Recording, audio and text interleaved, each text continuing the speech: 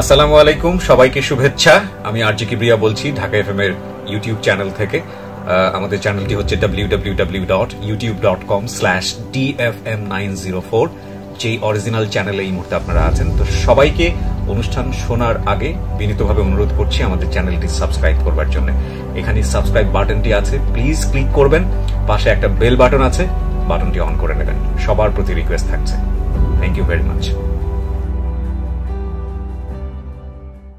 এই অনুষ্ঠানটি শ্রোতাদের জীবন গল্প ভিত্তিক অনুষ্ঠান। এই অনুষ্ঠানে শ্রোতারা স্বেচ্ছায় নিজেদের জীবনের গল্প বলেন। শ্রোতারা যা এখানে বলেন তা সরজমিনে ইনভেস্টিগেটেড নয়, সুতরাং সেদিক থেকে বিশ্বাস অবিশ্বাস একান্তই আপনার নিজের। সম্পূর্ণ বিনোদনমূলক এই অনুষ্ঠানটি আমাদের ব্যক্তিজীবনে কখনো কখনো শিক্ষণীয় ভূমিকা রাখে। এই অনুষ্ঠানে যারা আসেন স্বেচ্ছায় অংশগ্রহণ করেন। এই অনুষ্ঠানে কনফেস করবার পরে কিংবা জীবন গল্প বলবার পরে তার ব্যক্তি ও সামাজিক জীবনে কোনো বিরূপ প্রভাব পড়লে সেটার জন্য রেডিও কর্তৃপক্ষ দায়ী নয়। জীবন গল্প, জীবন গল্প, জীবন নাটকের চেয়েও নাটকীয়।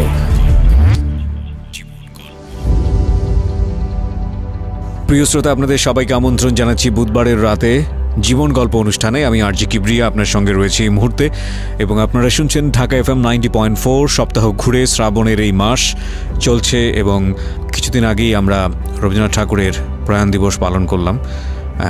এবং একই সাথে যেটা বলতে চাই যে শ্রাবণ মাস মানেই হচ্ছে অঝোর ধারায় বৃষ্টি। শ্রাবণ মাস মানেই মনে পড়ে যায় বাঙালি সংস্কৃতিতে 22শে শ্রাবণ।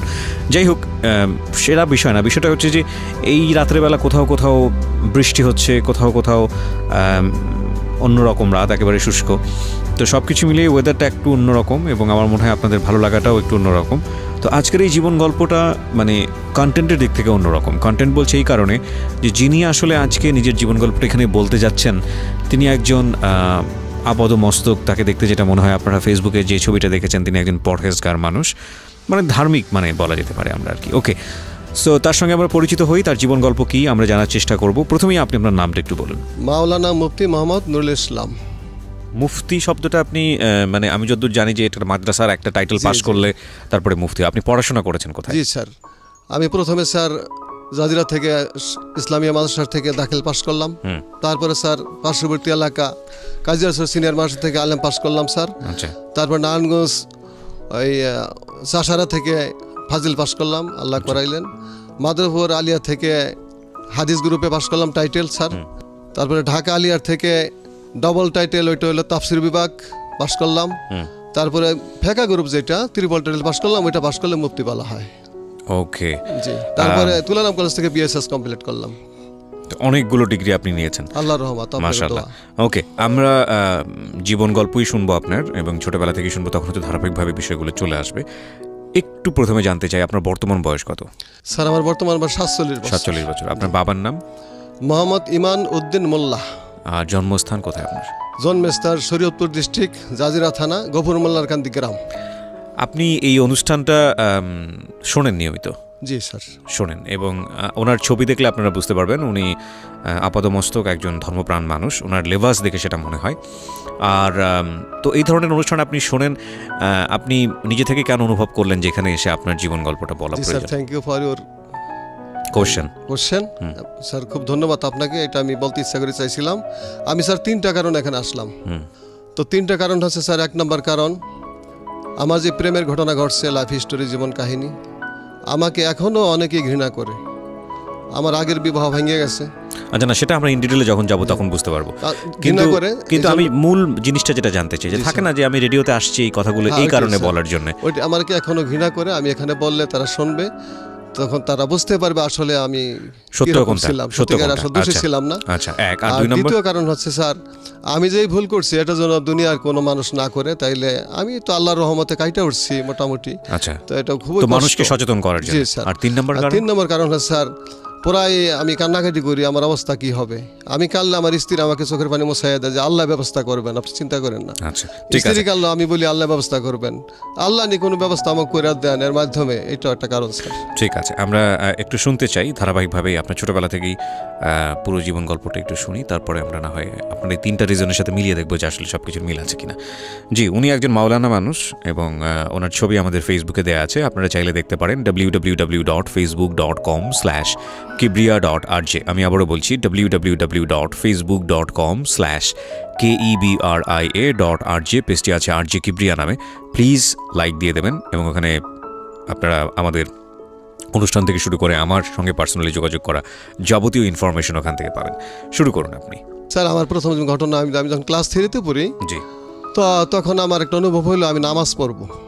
আমি তখন থেকে স্যার নামাজ শুরু করে দিলাম। লজ্জা করে আমি সবচেয়ে পিচ্ছি। ওই সময় তো আমাদের সময় ক্লাসে মেয়েরা একটু বড় বড় ছিল, আমরা ছোট ছিলাম, আমাকে পিচ্ছি বলতো। সবচেয়ে ছোট ছিলাম, কিন্তু রোল নং ছিল স্যার 1। আচ্ছা, তো আমি পলায়ে পলায়ে নামাজ পড়তাম, নামাজ ভালো লাগতো, ওই থেকে নামাজ শুরু করছি। এটা কি আপনার নিজে থেকে ভালো লাগতো নাকি আপনার নামাজটা পরিবারের ভালো সব? মানুষে পড়তো, আচ্ছা, আমারও মন চাইতো আমি নামাজটা পড়ি। ওকে, আমি নামাজটা পড়তাম। ক্লাস 4-এ যখন উঠলাম তখন একটা অনুভূতি হলো, মায়ের প্রতি আমি খুব দুর্বল হয়ে গেলাম। মা একটা স্বপ্নের কথা বললেন। মা আমাকে বললেন, বাবা তোমার মাদ্রাসায় পড়তে হবে। কি জন্য মা? তখন মা বললেন, বাবা তুমি যখন আমার পেটে, আমার নানা তখন মারা গেছে, আমার নানা এসে আমার মাকে বললেন, আমি তখন জন্মগ্রহণ করি নাই, আমার জন্মের 1 সপ্তাহ আগে। আমার নানা নাকি বললেন আমার মাকে, তুমি খুশি হও, তোমার হাতে নূর আসতেছে। তখন আমার মা বললেন যে তোমার নানা বলে গেছেন তোমার হাতে নূর আসে, এই জন্য তোমার নাম রাখছি আমি নুর ইসলাম। নুর ইসলাম থেকে নুরুল ইসলাম। ওকে, আচ্ছা, তখন পড়ে ওঠার পরে স্যার আমার মনটা এতই বেকুল হইলো মায়ের স্বপ্ন শোনার পরে, আমি স্কুলে আর পড়বো না, মাদ্রাসায় পড়বো। আচ্ছা, চিন্তা ভাবনা করে আবার 4 থেকে পরীক্ষা দিয়ে 5-এ উঠলাম। 5-এ ওঠার পরে রোল নং খানো আল্লাহর মেহেরবানি 1 হলো। তখন ওই যে মা স্বপ্নে দেখছে, এই জন্য আমি মনে মনে ভাবছি মাদ্রাসায় পড়বো। জি, তো একদিন আমাদের এক স্যার সকলকে জিজ্ঞেস করতেছেন, তোমার জীবনের লক্ষ্য কি? আগে মেয়েদেরকে বললো, অনেকে অনেক কথা বলে। এক ছেলে বললো যে স্যার আমি বড় হয়ে গেছে বয়সে, যে আমি আর লেখাপড়া করবো না, 5 পাস করে আমি 5 পাস করার পরে আমি গরিব মানুষ, আমার বাবাই কইছে আমি বিড়ি বেচবো। ওই সময় নূরজাহান বিড়ি ছিল পাতার। আরেক ছাত্র বলে যে 5 পাস করলে আমার বাবা আমার বিবাহ করাই দেবো। তো আমাকে জিজ্ঞেস করার পরে আমি বললাম কি স্যার আল্লাহর রহমতে মাওলানা হব। আল্লাহর রহমতে বলছে। আর এই কথা শোনার পরে মেয়েরা হাসে দিল, আমি একটু লজ্জা পেলাম। ছোট মানুষ বড়দের মতো কথা বলে, মাওলানা হবে, কত আশা। মাওলানা চিনি কারে কয়? তা আমার মনে ধারণা মায়ের স্বপ্ন। আচ্ছা, তো হুজুর বললেন যে আল্লাহ চাহে তো তুমি মাওলানা হবে, আল্লাহর কোরআন শিক্ষা করতে পারবা। তো এই 2টা জিনিস হওয়ার পরে আমি খুব হয়ে গেলাম যে আমি মাদ্রাসায় পড়বো। তো মাদ্রাসায় পড়বো, তো আমি বৃত্তি পাইলাম, ইচ্ছা করে মাদ্রাসায় চলে গেলাম। মা বলছেন, মাদ্রাসায় যাওয়ার পরে ভালো লেখাপড়ায় ছিলাম, তখন সুস্থ ছিলাম, ক্লাসের মধ্যে ফার্স্ট হইলাম আল্লাহর মেহেরবানি। পুরো মাদ্রাসার মধ্যে দেখা গেলো আমি ফার্স্ট। যেমন 5 পাস করে আমাকে ভর্তি করা হয়েছিল 3-তে। আমি তো কিতাব বুঝি না ওই সময় স্যার, আমাকে 3-তে ভর্তি করা হইলো। জি, বাংলা ইংরেজি এই বুঝি, মোটামুটি ওগুলি বুঝি না। তো 3-তে ভর্তি করা হয়েছে, মনটা খুব খারাপ যে নিচের ক্লাসে দিল। তখন আমি খুব ভালোভাবে লেখাপড়া করতে শুরু করে দিলাম। তো লেখাপড়া কইরা আল্লাহ দয়া করে আমার মুখের দিকে চাইলেন, আমি স্যার ক্লাসে ফার্স্ট হইলাম, মাদ্রাসার মধ্যে ফার্স্ট হইলাম। ওকে, আমাকে 3 থেকে 4 বাদ দিয়ে 5-এ উঠাইয়া দেওয়া হলো, মানে ক্লাস প্রমোশন দেওয়া হলো। প্রমোশন, ডাবল প্রমোশন দিল ওই সময় আমাকে। পরবর্তী আরে আবার আমাকে ওই 5 থেকে আবার ওইভাবেই ফার্স্ট হইলাম। আবার 6 বাদ দিয়ে 7-এ উঠে ফেলা হইলো। ওই 2টা ক্লাস স্যার আল্লাহর রহমতে কভার করলাম। কভার করার কারণে যাকলা খুব একটা সুনাম হইলো। আমি আমলেও ভালো ছিলাম, ওই সময় থেকে সুন্নত পথে চলতাম। যাই হোক, দাখিল পরীক্ষা আসলো 1984-এ। তো আমার বাড়ির থেকে মাদ্রাসা একটু দূরে, তো এই জন্য জাজিরা বাজার একটু লজিন আমাকে দেওয়া হইলো। আমার একটু সমস্যা, একটু লজিন থাকলাম। তো ইমিডিয়েটলি ওখানে একটা বড় মসজিদ আছে, আমার কণ্ঠ মোটামুটি সবাই পছন্দ করতো। মুয়াজ্জিন রাখার জন্য একটা কথাবার্তা চললো। আচ্ছা, আমি তখন বয়স হবে 14 কি 15, আমার ইন্টারভিউ নেওয়া হইলো। তো ইন্টারভিউ নেওয়ার পরে যাই হোক কয়েকজন ছিল, আমি ফার্স্ট হইলাম আল্লাহর মেহেরবানি। ওকে, মুয়াজ্জিন চাকরি হয়ে গেল। গরিব মানুষের ছেলে, গরিবই ছিলাম মোটামুটি, টাকাটা একটু কাজে লাগলো আমার। বাবা কি করতো আপনার? বাবা হেলথে চাকরি করতেন, পিয়ন ছিলেন। আচ্ছা, তা আমাদেরকে অনেক কষ্ট করে লেখাপড়া করাইছে। জি আমরা 6 ভাই 1 বোন। জি, মুয়াজ্জিন হলেন, তারপর মুয়াজ্জিন হইলাম। তো মুয়াজ্জিন ইমাম সাহেবের খাওয়া ঠাকা সব রেডি আছে স্যার, কিন্তু মুয়াজ্জিনের খাওয়া রেডি নেই। তো আমাকে বললো তো তুমি কষ্ট করতে হবে, মুয়াজ্জিন আজানও দিতে হবে, ক্লাসে লেখাপড়াও করতে হবে, একটা লজিনে খাওয়ার ব্যবস্থা করতে হবে। তো ভালো ছাত্র হিসেবে তারা একটু মূল্যায়ন করে একটা লজিন কাছেই দেওয়া হলো। ওখানে বেশি খাটাখাটি কিছু নাই। এই সকালে 2-3 জন ব্লাহমান পড়াইতাম কোরআন শরীফ সিপারা, রাতে 2-1 জন বাংলা ইংরেজি 2-3 জন ছোট্ট ছোট্ট। জি। তো বড় একটা মেয়ে আছে ক্লাস এই 10-এ পড়ে, শিরিন, সে যে আমার কাছে পড়বে এটা আমি জানি না। তো আপনি তখন কোন ক্লাসে? আমি তখন দাখিল পরীক্ষা দেবো স্যার, ওকে, অর্থাৎ মেট্রিক পরীক্ষা দেবো। তো মেয়েটা আমার কাছে সকালে পড়তে আসছে। আমি অতি ধার্মিক ছিলাম, ওই সময় মেয়ের দিকে তাকাইতাম না। তো লজিন হয়ে গেছে প্রায় 6 মাস। অদ্যবধি ওর সাথে একটা অন্য কথা বলি না, কোরআন শরীফ পড়ে যায়, আমি নাও করি না, পড়ে যায়, আমি নিচের দিকে তাকাইয়া পড়া দিই, দেখার চেষ্টা করি না, এইভাবে চলে। কিন্তু মাঝে মাঝে মেয়েটা আমাকে মানে হাইসা হাইসা কিছু কথা বলে যে আমাকে হুজুরে এত অল্প বয়সেই এত সুফি, এইটা সেইটা, কথাও বলেন না, এইরকম কথা বলে। আচ্ছা, ওদিক দিয়ে মুয়াজ্জিন হিসাবে নামাজ পড়াই, আমার পড়াশোনা শোনার পরে সবাই খুশি। এক পর্যায়ে আমাকে বড় জামা গায়ে দিতাম, গোল জামা এ পর্যন্ত স্যার। জি। আমাকে অনেকেই সুফি সাহেব বলে, কেউ কয় পীর সাহেব ঠাট্টা করে, কেউ কয় আল্লাহর ওলি হয়ে গেছে, কয়। আমি ওদিকে খেয়াল করি না, আমল করি শুধু আল্লাহর জন্য, ওগুলো বুঝি না স্যার কিছুই। আর মেয়ের যে কি স্পর্শ এটা আমি কিছুই জানি না। কোনো মেয়ের সাথে প্রেমের কথা অদ্যবধি হয় নাই ওই পর্যন্ত, যখন আমি মেট্রিক পরীক্ষা দেবো আর কি, এসএসসি পরীক্ষা দেবো। হঠাৎ ওর মা, আমার দূরবর্তী ফুফুর সম্পর্ক হয়, তা আমাকে বলল, নুরুল ইসলাম তুমি এখন পোলাপান পড়ার দরকার নাই, তুমি নিজে একটু লেখাপড়া করো, তোমার কয়েকদিন পরে পরীক্ষা। আমি খুব খুশি হইলাম ফুফুর কথায়। আমি এখন আমার লেখাপড়া আমি করি। তো একটা ঘরে সকালবেলা 7টা 7:30টার দিকে আমি পড়তেছি নামাজ পড়ার পরে। ছোট্ট ছোট্ট ছেলে মেয়ে পড়াশোনা করানো লাগে না, ওরও পরীক্ষার সামনে, ওরটা একটু পরে, ও পড়তেছে ওই ঘরে। ওটা মানে শিরিন, হ্যাঁ পড়তেছে। তো আমি কল্পনাও করি না, ওর দিকে আমার খেয়াল নাই কোনো। হঠাৎ করে আমি খেয়াল করতেছি ও ওই ঘরে পরে আমার দিকে বারে বারে তাকায়, কিন্তু আমি ওটা খেয়াল করলাম, চাইলাম না, সেরকম আগ্রহ করে। আপনি যে বাড়িতে লজিং থাকতেন ওই লজিংওয়ালার মেয়ে। জি। তো হঠাৎ করে খেয়াল করলাম, ঘর থেকে চেয়ার থেকে উঠা, ডিস্টেন্স বেশি না, একটু আর কি, তো আসলো। আমি পড়তেছি, আমার পিছনে চেয়ারের কিনারে দাঁড়ায়, পিছনে দাঁড়াই রয়েছে। আমি স্যার কিছুই বলি না যে কে কি জন্য আসছেন, আমি আপনি করে কথা বলতাম, সেও আপনি করে কথা বলতো। তা অনেকক্ষণ দাঁড়াই রয়েছে, আমি পড়া পড়তেছি, একটা আবারত আরবির দাখিল পরীক্ষার। তো হঠাৎ করে পিছনে একটু গুনগুন কান্নার শব্দ পাই। তখন আমার হৃদয়ের মধ্যে একটা মসর দিল যে ব্যাপার কি। তখন আমি তো তারপরে কিছু বলি না, আমি খুব ধার্মিক ছিলাম ওই সময়, এখন তো এটা নাই। জি। তো আমাকে হঠাৎ করে বলে, হুজুর আপনি এমন নিষ্ঠুর, করুণ সুরে, গলাটা খুব ভালো ছিল। তো মেয়েদের কথা তো যতই সুফি থাকি, হৃদয় একটু গাঁথলো স্যার। তা আমি চিন্তা করলাম ও কি চায়, কাঁদতেছে। তখন আমি বললাম, কি বলবেন বলেন। আবার বলে, আপনি এমন নিষ্ঠুর, শুনতে চাইলেন না, আমার দিকে চোখ তুলে তাকাইলেন না, আমি কি চাই। তখন আমি বললাম, আপনি কি চান বলেন। বলেন, আমি যা চাই আমাকে দেবেন।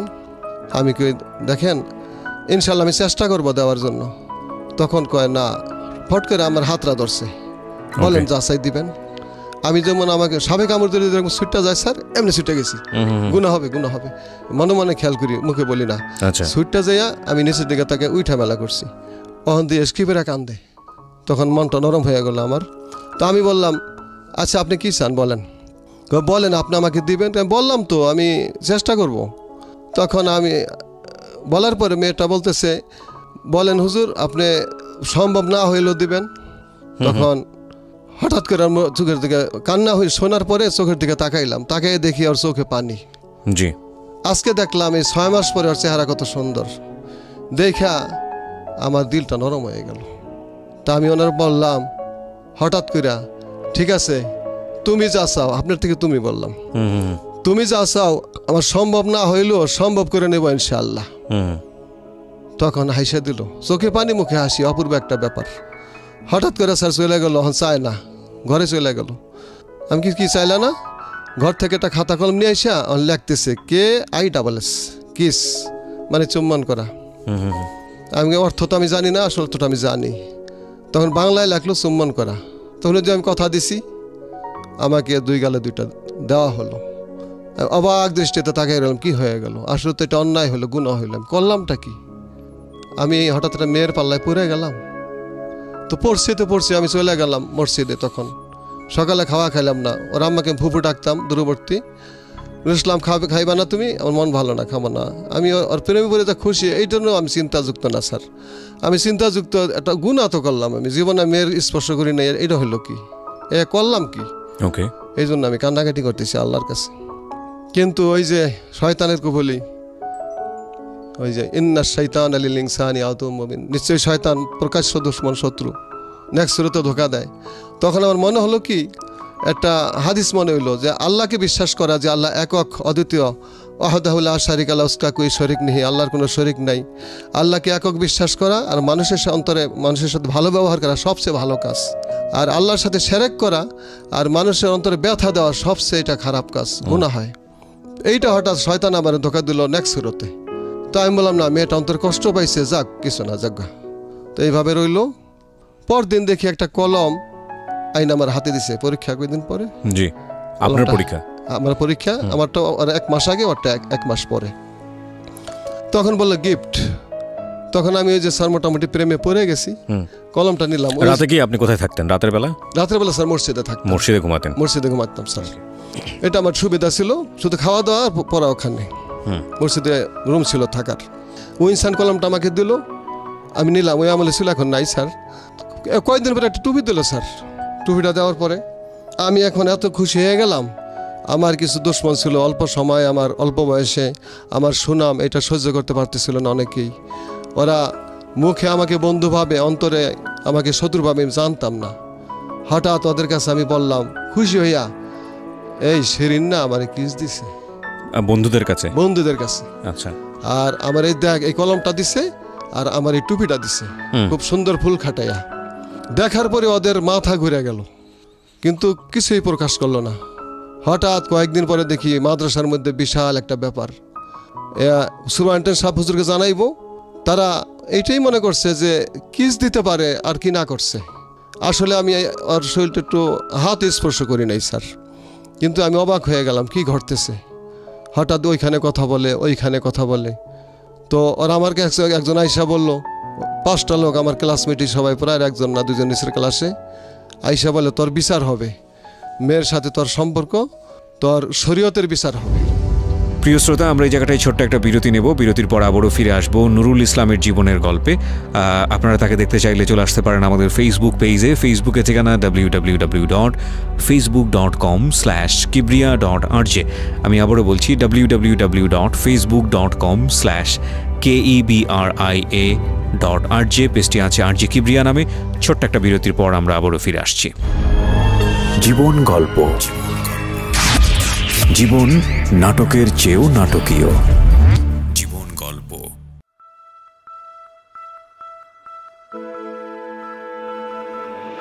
লাভ, hate, challenge, motivation, lies, truth, impossible, virtue, morality, something beyond entertainment. Welcome to my stage of reality. Stay tuned. Sunday and Wednesday with me RJ Kibriya, only on Dhaka FM 90.4. জীবন গল্প। জীবন নাটকের চেয়েও নাটকীয়। Welcome back once again. আপনারা শুনছেন জীবন গল্প Dhaka FM 90.4-এ। কথা না বাড়িয়ে আমরা আমাদের যিনি আজকে গেস্ট নুরুল ইসলাম, আমি তার কাছে ফিরে যাচ্ছি। জি বলুন। তা আমি অবাক হয়ে গেলাম, কি শরীয়তের বিচার হবে? আমি তো অন্যায় করি নাই কোনো, কি হবে বিচার? তো একজনে কয় বিচারটা আমরা করব, নাহলে কিন্তু আমরা সবার কাছে বলে দেব। তো আমি ভয় পেয়ে গেলাম স্যার, যে আমার এত ভালো জানে মানুষে আমাকে সবাই খারাপ সম্মানের ভয়। আমি তো অন্যায় করি নাই, তো মানুষের মাঝে সরাসরি হবে এই কথাটা। আমি ভয় পেয়ে গেলাম। ভয় পেয়ে বললাম একে বিনয় সহকারে, খুব ছোট হইয়া, আপনারা আমার বিচার করেন, কারো কাছে বললেন না। তারপর? আমাকে খুব মারলো, আমাকে খুব টর্চারিং করলো। আমি এক পর্যায়ে খুব কষ্ট পাইলাম, আমার পিঠে দাগ হয়ে গেল, অনেক মারলো। তো কারো কাছে আমি আর এই কথা বললাম না, ওরাও কারো কাছে বললো না। তা আমি পরে ওখান থেকে ছাড়া পাওয়ার পরে আব্বা আম্মা ভাই বোন কারো কাছে বললাম না যে আমি হইল কি, আমি অন্যায় তো কিছু করি না, এই জন্য মারলো ওরা, ওরা খারাপ কিছু ছড়াবে এই জন্য আমাকে মারলো, না কিন্তু ছড়াইয়া দেয় বানাইয়া, তখন আমার অবস্থা হবে কি। আমি এই চিন্তা করে স্যার শুক্রবার জুম্মার নামাজ পড়তে গেলাম, ওই মসজিদে এখনো মুয়াজ্জিন আছি, চাকরি যায় নাই। তো জুমার নামাজের পরে আল্লাহর কাছে মনাজাত দেওয়ার পরে চিন্তা ভাবনা করে হঠাৎ করে আমি হার্ট ফিল করলাম। আমার কি হইলো, আমি মসজিদে হার্ট ফিল করলাম, মসজিদে হার্ট ফিল করলাম। আমার হইলো কি, আমি কি করলাম, আমাকে এমনি মারলো। আর এখন দুইটা চিন্তা, একটা হলো ওই কথাটা যদি ওরা বইলা দেয় মানুষের কাছে অবস্থা হবে কি, এই জ্ঞানটা আগে ছিল না। আর দ্বিতীয়ত যদি আমাকে মারছে এটা মানুষ জানলে আমার কি বলবে, রাইট, মান সম্মানের ভয়। জি, মান সম্মানের ভয়ে আমি হার্ট ফিল করলাম। হার্ট ফিল করার পরে আমাকে ধরাধরি করে লয়ে গেল, সবাই শত শত লোক জমা হয়ে গেল, নূর ইসলাম হার্ট ফিল করছে। কারণটা কি কেউ জানে না, সবাই কেউ কয় ফেরেশতার মতো নানান পদের কথা বলে, ভালো মানুষ, হ্যাঁ ভালো মানুষ। কি হইলো, অনেক লোক জমা হয়ে গেছে। তো এই আমাদের হেলথের ওই যে জাজিরা থানার ডাক্তার সাখাওয়াত হোসেন MBBS সাহেব, উনি আসলো। আসার পরে আরও কয়েকজন ডাক্তার আসলো, আমার ভাই একজন ফার্মাসি ডাক্তার আছে ছোটোখাটো, আসলো। আমি শুনলাম পরে যে 3 দিন পর জ্ঞান ফিরছি। তা জ্ঞান ফেরার পরে নাকি স্যার আমি বলছি আমার শিরিন কোথায়, আমার মান সম্মান স্যার যা ছিল তাও শেষ। তখন মানুষে যারা শ্রদ্ধা করে স্নেহ করে দেখতে আসছিল তারা ঘৃণা করে চলে গেল, এ কি। তখন যার সাথে দেখা হয় কয়েকদিন পরে, কেউ বলে তোরে মনে করছি ফেরেশতার মতো, তোর নেই কাম, আপনার জায়গায় তুমির জায়গায় তুই, বলে স্যার তোমারে মনে করছি পীর সাহেবের মতো, তোমার এই কাম, তোমার মনে করছি আল্লাহর ওলি, তোমার এই কাম, তোমার ফেরেশতা মনে করছি তোমার এই কাম। আরও মাথা ঘুরে গেল স্যার, কষ্টে চিন্তায় ভাত পানি খাওয়া বন্ধ করে দিলাম। এখন মেয়েটা তো আসলে অন্যায় করে নাই আমার সাথে, রাইট, আমিও করি নাই, মেয়েটা খুব ভালো, আমিও ভালো, খারাপ প্রস্তাব কখনো দেয় নাই, আমিও দেখছিলাম না। তো এই ঘটনাটা আমার মান সম্মান সব শেষ হয়ে গেল, মেয়েটারও শেষ। তো সবাই এই কি হলো, এই ছেলে দিয়ে এই কাম শিরিনের সাথে। শিরিন তো খুব গানে পড়ছিল, একটু কাহিনী বলি স্যার। তো এরকম এই গানের পটু ছিল। আমি এক ডাক্তারের কাছে আবার বলছিলাম, ক্লাসের বন্ধুর কাছে তো বলছি এই কথা, এক ডাক্তার ইসুফ ডাক্তার, তার কাছে যেয়ে বলি কি শিরিন আমাকে ভালোবাসে। কও কি তোমার শিরিন ভালোবাসে, ওর যা গলা, ওর জন্য তো অনেক মানুষ পাগল। শোনো একটা ঘটনা, সে বলতেছে, আমি বলেন, আমি একদিন রুগী দেখতে গেছি, ছোটোখাটো ডাক্তার, মিটি জ্যোৎস্না, রাত 8টা বাজে বা 9টা বাজে এরকম হবে। তো পাট ক্ষেতের কিনার দিয়ে মিটি জ্যোৎস্না, একটু গুরানি বৃষ্টি, ওখান দিয়ে আসতেছি। আর জাজিরা অডিটোরিয়ামে শিরিন গান গাইতেছে, মিলন হবে কত দিনে আমার মনের মানুষের শোনে। তো এই গানটা শুন না, আমি শুনতেইছি তন্ময়, হ্যাঁ ওই লোকে বলতেছে। হঠাৎ করে আমার ব্যাগ যে কোথায় পড়ে গেছে আমি জানি না। গানটা শেষ, তারপরে দেখি হাতে ব্যাগ নাই। পরে গান শেষ হওয়ার পরে আমি দেখি ব্যাগ নাই, ব্যাগ তালাশ করে পাইছি পিছনে। তা এমন ছিল তার গলা, সে তোমারে ভালোবাসে। সেও খুশি হইলো, পরবর্তী পর্যায়ে শত্রুতা করছে। তখন মেয়েটার মান সম্মান চলে গেল, আমারও চলে গেল। তখন ডাক্তার বলল এই মেয়ের সাথে সম্পর্ক, এই জন্যই তার এই অবস্থা হয়েছে, সেন্সলেস হয়েছে সম্পর্ক, তাকে বাঁচাইতে হইলে বিবাহ দিতে হবে এর সাথে। প্রস্তাব গেল স্যার, প্রস্তাব দেওয়ার পরে তারা তো আনগ্রান্টেড, যে এই মুহূর্তে বিয়ের সাথে একটা বদনাম সম্ভব না, ডিনাই করে দিল। আমিও পরে না করলাম, না বিবাহ করলে লেখাপড়া নষ্ট হয়ে যাবে আমার, বিবাহ হইল না। তারপরে ও ভালোভাবেই পাশ করলো, আমিও পাশ করলাম মোটামুটি ভালোভাবেই। ওই সময় ডিভিশন ছিল, ফার্স্ট ডিভিশন পাইলাম। আপনি যে আজান দিতেন, আজানটা ওটা কি তারপরে ফলো করছেন? আজান দেওয়াটা বাদ হয়ে গেল, বাদ করে দিয়েছে। আমার চাকরি বাদ, সুনাম সব শেষ, লজিং টজিং সব বাদ, লজিং শেষ। লজিং শেষ হওয়ার কারণে আমার এমন অসুখ হয়ে গেল, ওকে দেখা পাই না, ওকে দেখি না, কথা বলতে পারি না। মোবাইলের যুগ ছিল না স্যার, দেখা পাই না, কথা বলতে পারি না। হঠাৎ করে একদিন আমি কোথায় আছে, ইডেন কলেজে ভর্তি হয়েছে ঢাকা, ওখানে দেখা করতে আসলাম, দেখি আমার সাথে দেখা করে না, পরিবর্তন হয়ে গেছে। ওদের বাসা আমলিগোলা, ওর বোনের বাসা ওখানে থাইকে পরে আগে পড়তো, ওখানে গেলাম। তো আমি রাত্রে গেলাম এশারক্তের সময়, কথা বলে না, তখন ওই রাত্রেই চলে আসলাম। তখন একটা লজ্জা পাইলাম, দেখি অন্যরকম হয়ে গেছে। তারপরে মোটামুটি ওই লজ্জা সরম, একটা সরম পাইছে। তো তারপরে মোটামুটি আমি ফাজল পাস করা পর্যন্ত, আর সে ডিগ্রি পাস করার মতো মোটামুটি 6 বছর সম্পর্ক, 4-5 বছর সম্পর্ক ছিল। চিঠিপত্র আমাকে দিত, আচ্ছা, তো আমিও দিতাম। কিন্তু দেখা সাক্ষাৎ হইতো না, মানুষের কাছে চিঠি পাঠাতো, ডাকযোগে পাঠাইতো। জি। তো আমি এই কষ্ট, ওই সমস্যা হইল কি স্যার, আমি মানসিকভাবে অসুস্থ হয়ে গেলাম আর শারীরিকভাবে আমার একটা অসুখ হয়ে গেল, আমার মাথায় ব্যথা হয়ে গেল, যন্ত্রণা হয়ে গেল। আজও স্যার সেই ব্যথাটা আমার আছে, মাথায় যন্ত্রণা। আজও আমি মাসের প্রায় 15 দিন অসুস্থ থাকি। তো যোগাযোগ বন্ধ হওয়ার কারণে এখন চিঠি দেয় না। হঠাৎ করে একদিন দেখা হইলো, তো আমাকে বলতেছে যে আমি ইডেন কলেজে পড়ছি, ডিগ্রি কমপ্লিট করলাম, পিএইচডি ডিগ্রি পরে এক ছেলে আমাকে ভালোবাসে। তখন তার কাছে আমি কি, কিছুই না। ও আমাকে ভুলে গেল, অলরেডি আর বিবাহ হয়ে গেল, ও এখন আমেরিকা আছে, আর যোগাযোগ নাই, শেষ। তখন আমার মনে হইলো যে মেয়েদের প্রতি একটা ঘৃণা এসে পড়লো, যে এরা আসলে মানুষ না, আসলে ওরা ভালো মানুষ, অনেক ভালো মানুষ আছে। শ্রোতা মন্দিরের কাছে আমি ক্ষমা চাই, মেয়ে জাত, ওরা মায়ের জাত, তাকে আমি সম্মান করি। তার প্রতি একটা ঘৃণা এসে পড়লো, আমি কোনো মেয়েকে আর ভালোবাসবো না, জানতাম না, ভালোবাসিও নাই কোনো দিন, আর বাসবো না। তো আমি লেখাপড়া করতেছি, তো পারি না লেখাপড়া করতে। আমার মায়ের প্রতি সম্মানে আমার মাথা নিচু হয়ে আসে। আমি প্রত্যেকটা পরীক্ষার আগে মার কাছে দোয়া চাইতাম যে মা, আমার এখন মা নাই, মা মারা গেছে 4 বছর আগে, বাবা মারা গেছে 8 মাস আগে। আমি মার কাছে দোয়া চাইতাম, মা আমি তো লেখাপড়া করতে পারি নাই, আমার জন্য দোয়া করবা মা, তুমি করে কথা বলতাম। মায়ের প্রতি খুব দুর্বল ছিলাম, মার খেদমত জীবন ভরে করছি, আল্লাহ করেছে। মা দোয়া করতেন, বাবা তুমি যাও, তোমারে আল্লাহ ফাঁস করাইবেন। আজকে মা থাকলে মায়ের দোয়া নিয়ে এখানে আসতাম। এরকমভাবে আল্লাহর রহমত, মায়ের দয়, বাবার দয়, আল্লাহ প্রত্যেকটা ক্লাসে পাস করাইলো। তো আর কোন মান নাই, দাখিলটা মেট্রিক, আলেম পাস, ওইটা করলাম, আইএ পাস, ফাজালটা ডিগ্রি, কামেলটা হাদিস বিভাগে ওইটা এমএর কোর্স, মাস্টার্স, ওটা পাস করে আমার এই হলো, আমি মা বাবার খেদমত করব। খেদমত করার জন্য একটা মসজিদে চাকরি করব। আমি খুব ভালোবাসতাম, ইমামতি চাকরি ভালোবাসতাম। তো বিক্রমপুর যে একটা মসজিদে ইন্টারভিউ দিলাম, চাকরি হয়ে গেল। চাকরি হওয়ার পর ওখানে প্রায় 5 বছর চাকরি করতেছি। তো আমার একটি হলো, কাউকে ভালোবাসবো না, আমি সুন্দরী একটা মেয়ে দেখে আমার বাপ মার কথা মতো বিবাহ করব। ওইখানে আরেক ভুল হয়ে গেল।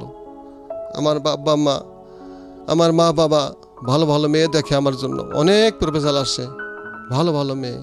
ওদিক দিয়ে যে মসজিদে চাকরি করি, মসজিদের মতো আলী সাহেবের মেয়ে আমাকে দেওয়ার জন্য অস্থির। মেয়েটা কোনো দিক দিয়ে সামঞ্জস্যপূর্ণ না, আমি লেখাপড়া খুব কম, মাত্র 8-এ উঠছে, ছোট্ট মেয়ে, বিবাহ তারা দিবে এটা আমি জানতাম না, আর মেয়ের দিকে আমি তাকাইতাম না। হঠাৎ করে তারা, আমি কোনো বাড়িতে থাকি না, মসজিদেই থাকি, তো কোনো ভালো খাবার হইলে আমাকে পাঠিয়ে দেয়। জি। 1 গ্লাস দুধ, শরবত, এটা সেটা অরে দিয়া পাঠিয়ে দেয়। তো আমিও খাই। এইভাবে কি দিয়া কি করছে জানি না, প্রায় এইভাবে 1 বছর চলে।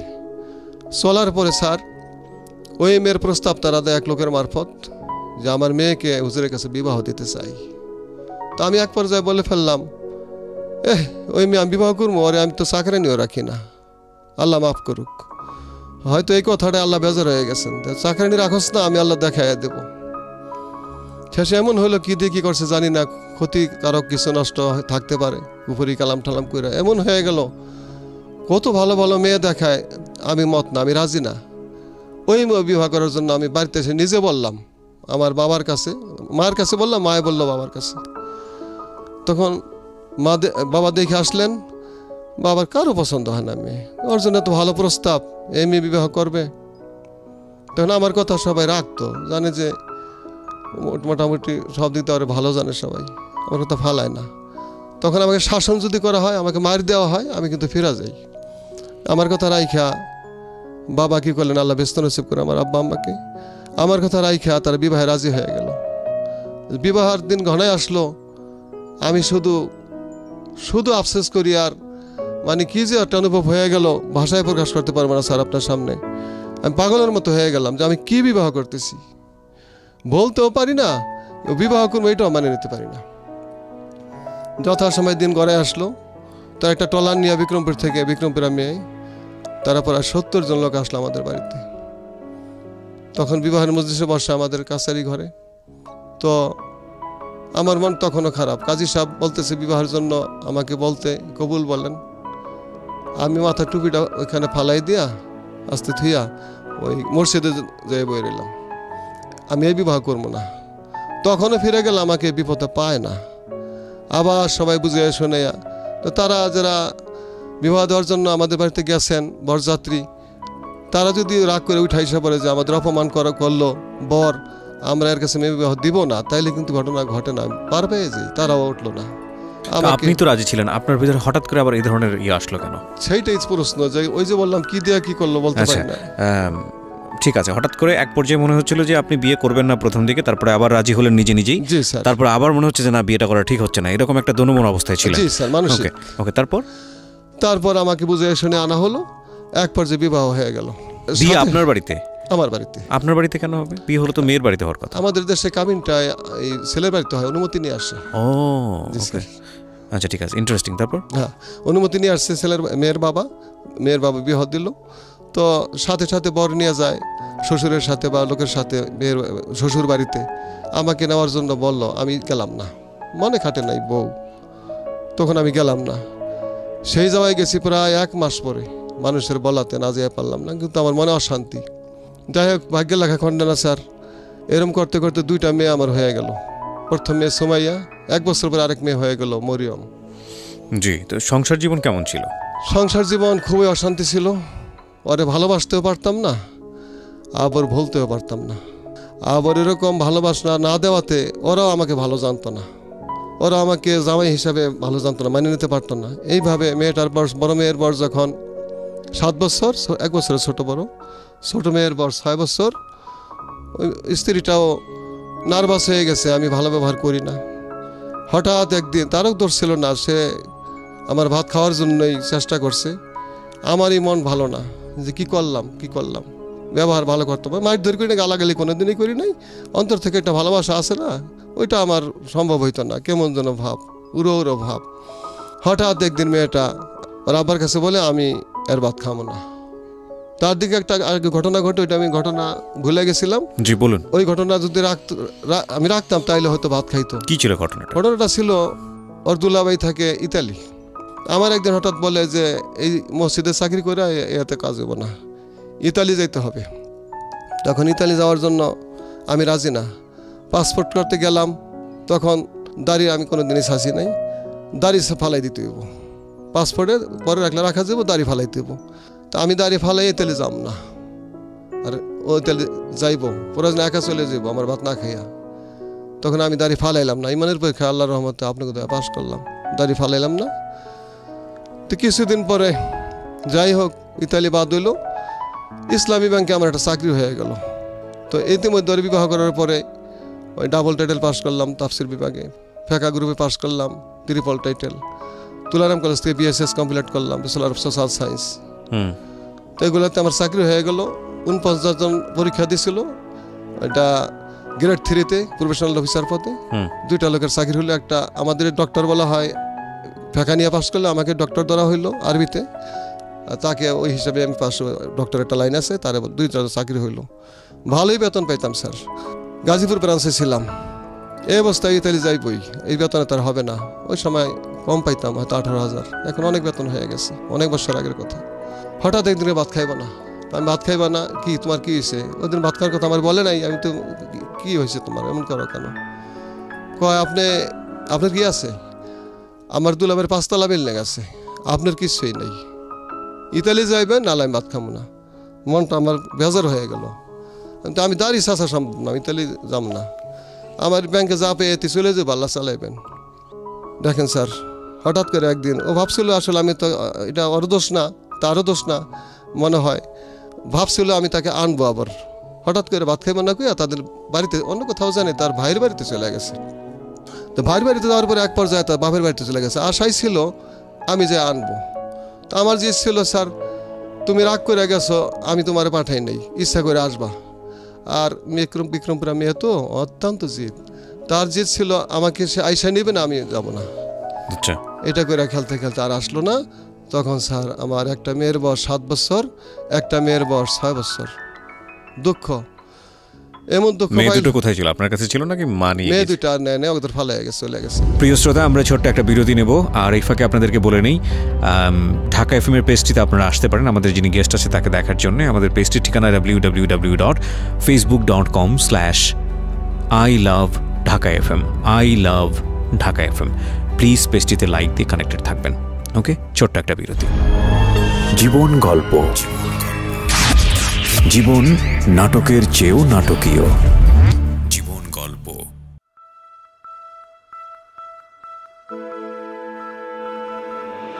Love, hate, challenge, motivation, lies, truth, impossible, virtue, morality, something beyond entertainment. Welcome to my stage of reality. Stay tuned. Sunday and Wednesday with me RJ Kibriya, only on Dhaka FM 90.4. জীবন গল্প, জীবন নাটকের চেয়েও নাটকীয়। জীবন গল্প। স্বাগত আরও একবার প্রিয় শ্রোতা, শুনছেন জীবন গল্প ঢাকা এফএম 90.4-এ। আমি RJ Kibriya আপনার সঙ্গে রয়েছি। আজকের এই জীবন গল্পটা একটু অন্যরকম, প্রথমেই বলে নিয়েছিলাম। তার কারণটা হচ্ছে আজকে যিনি জীবন গল্প বলছেন তিনি মূলত মাওলানা, এবং তার জায়গাটা থেকে আসলে তার নিজের জীবনের ভুল বলি বা তার নিজের জীবনের যে একটি অধ্যায় যেটা তাকে পুরো জীবন জুড়েই কষ্ট করে বয়ে বেড়াতে হচ্ছে, সেই রকম একটা জীবন গল্প। সাধারণত আমাদের অনুষ্ঠানে এরকম জীবন গল্প আসে খুব কম। জীবন গল্পের জায়গা থেকে আসেনি, সিক্রেটস আমরা পেয়েছি, এরকম সিক্রেটস আমরা বহুত পেয়েছি, কিন্তু জীবন গল্পের জায়গা থেকে এখন পর্যন্ত আসেনি। তো সেই জায়গাটা থেকে এটা খুব ইউনিক আমি বলবো। আর আমাদের এই অনুষ্ঠানে যে কেউই আসতে পারেন, আমরা সবসময়ই বলি আপনি যদি আসতে চান প্লিজ আমাদেরকে ফোন করবেন। আমাদের ফোন নম্বরটি হচ্ছে 09611904904। আমি আবারও বলছি 09611904904। ওকে, আমি কথা না বাড়িয়ে আমার যিনি গেস্ট তার কাছে আবারও ফিরছি, যেখানটায় আমি ছিলাম। বলুন তারপর।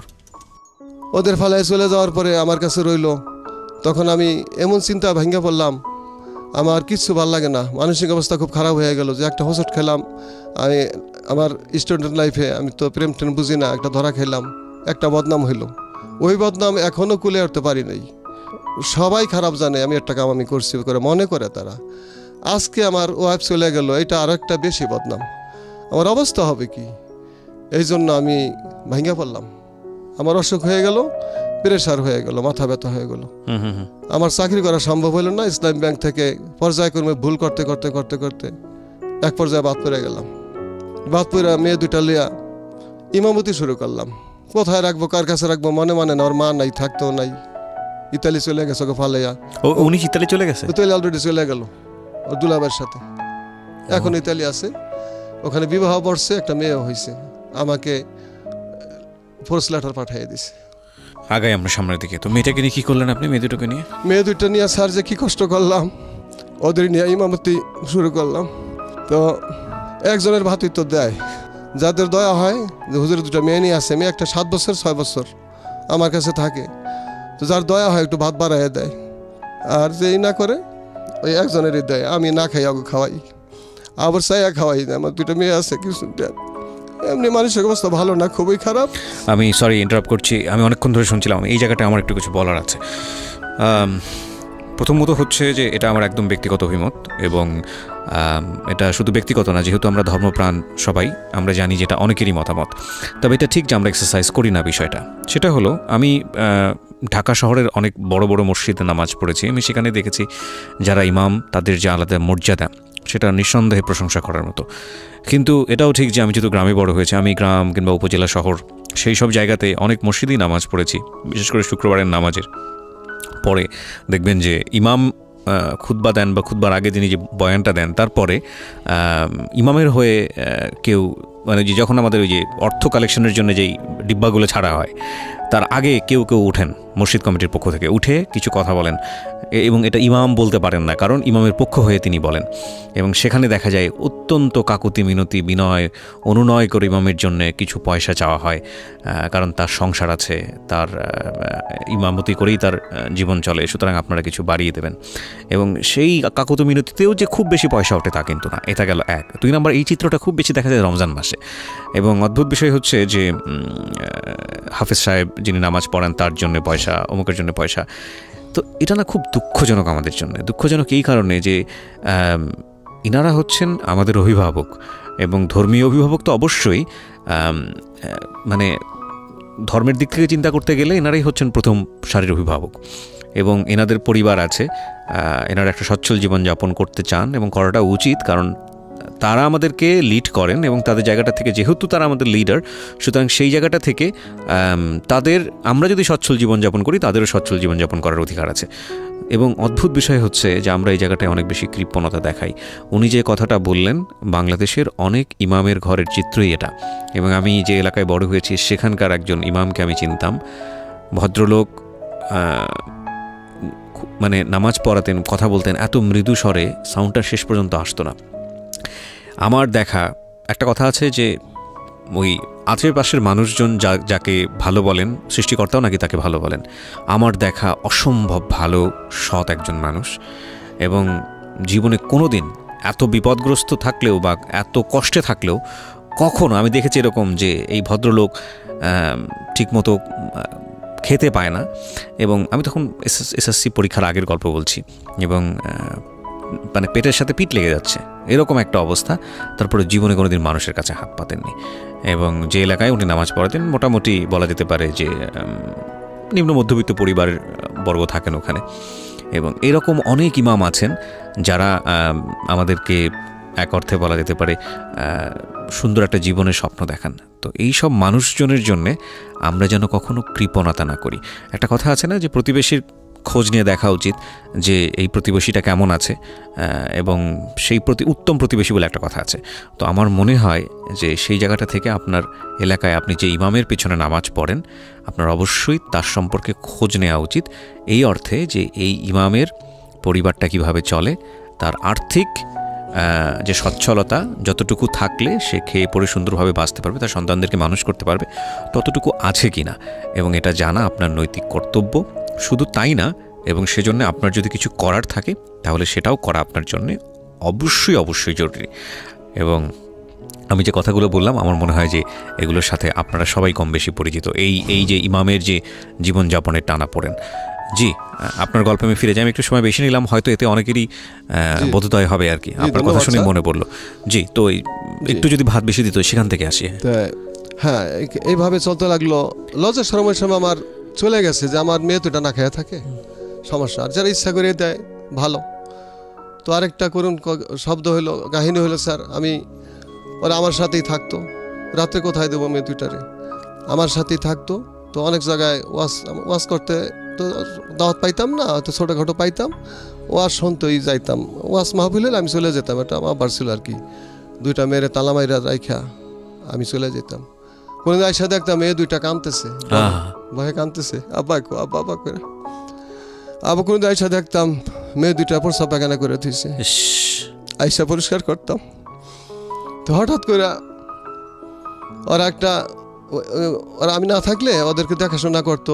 পাশের বাড়ি একটা মেয়ে ভাত খাওয়াইতো, নিয়া যত্ন করতো।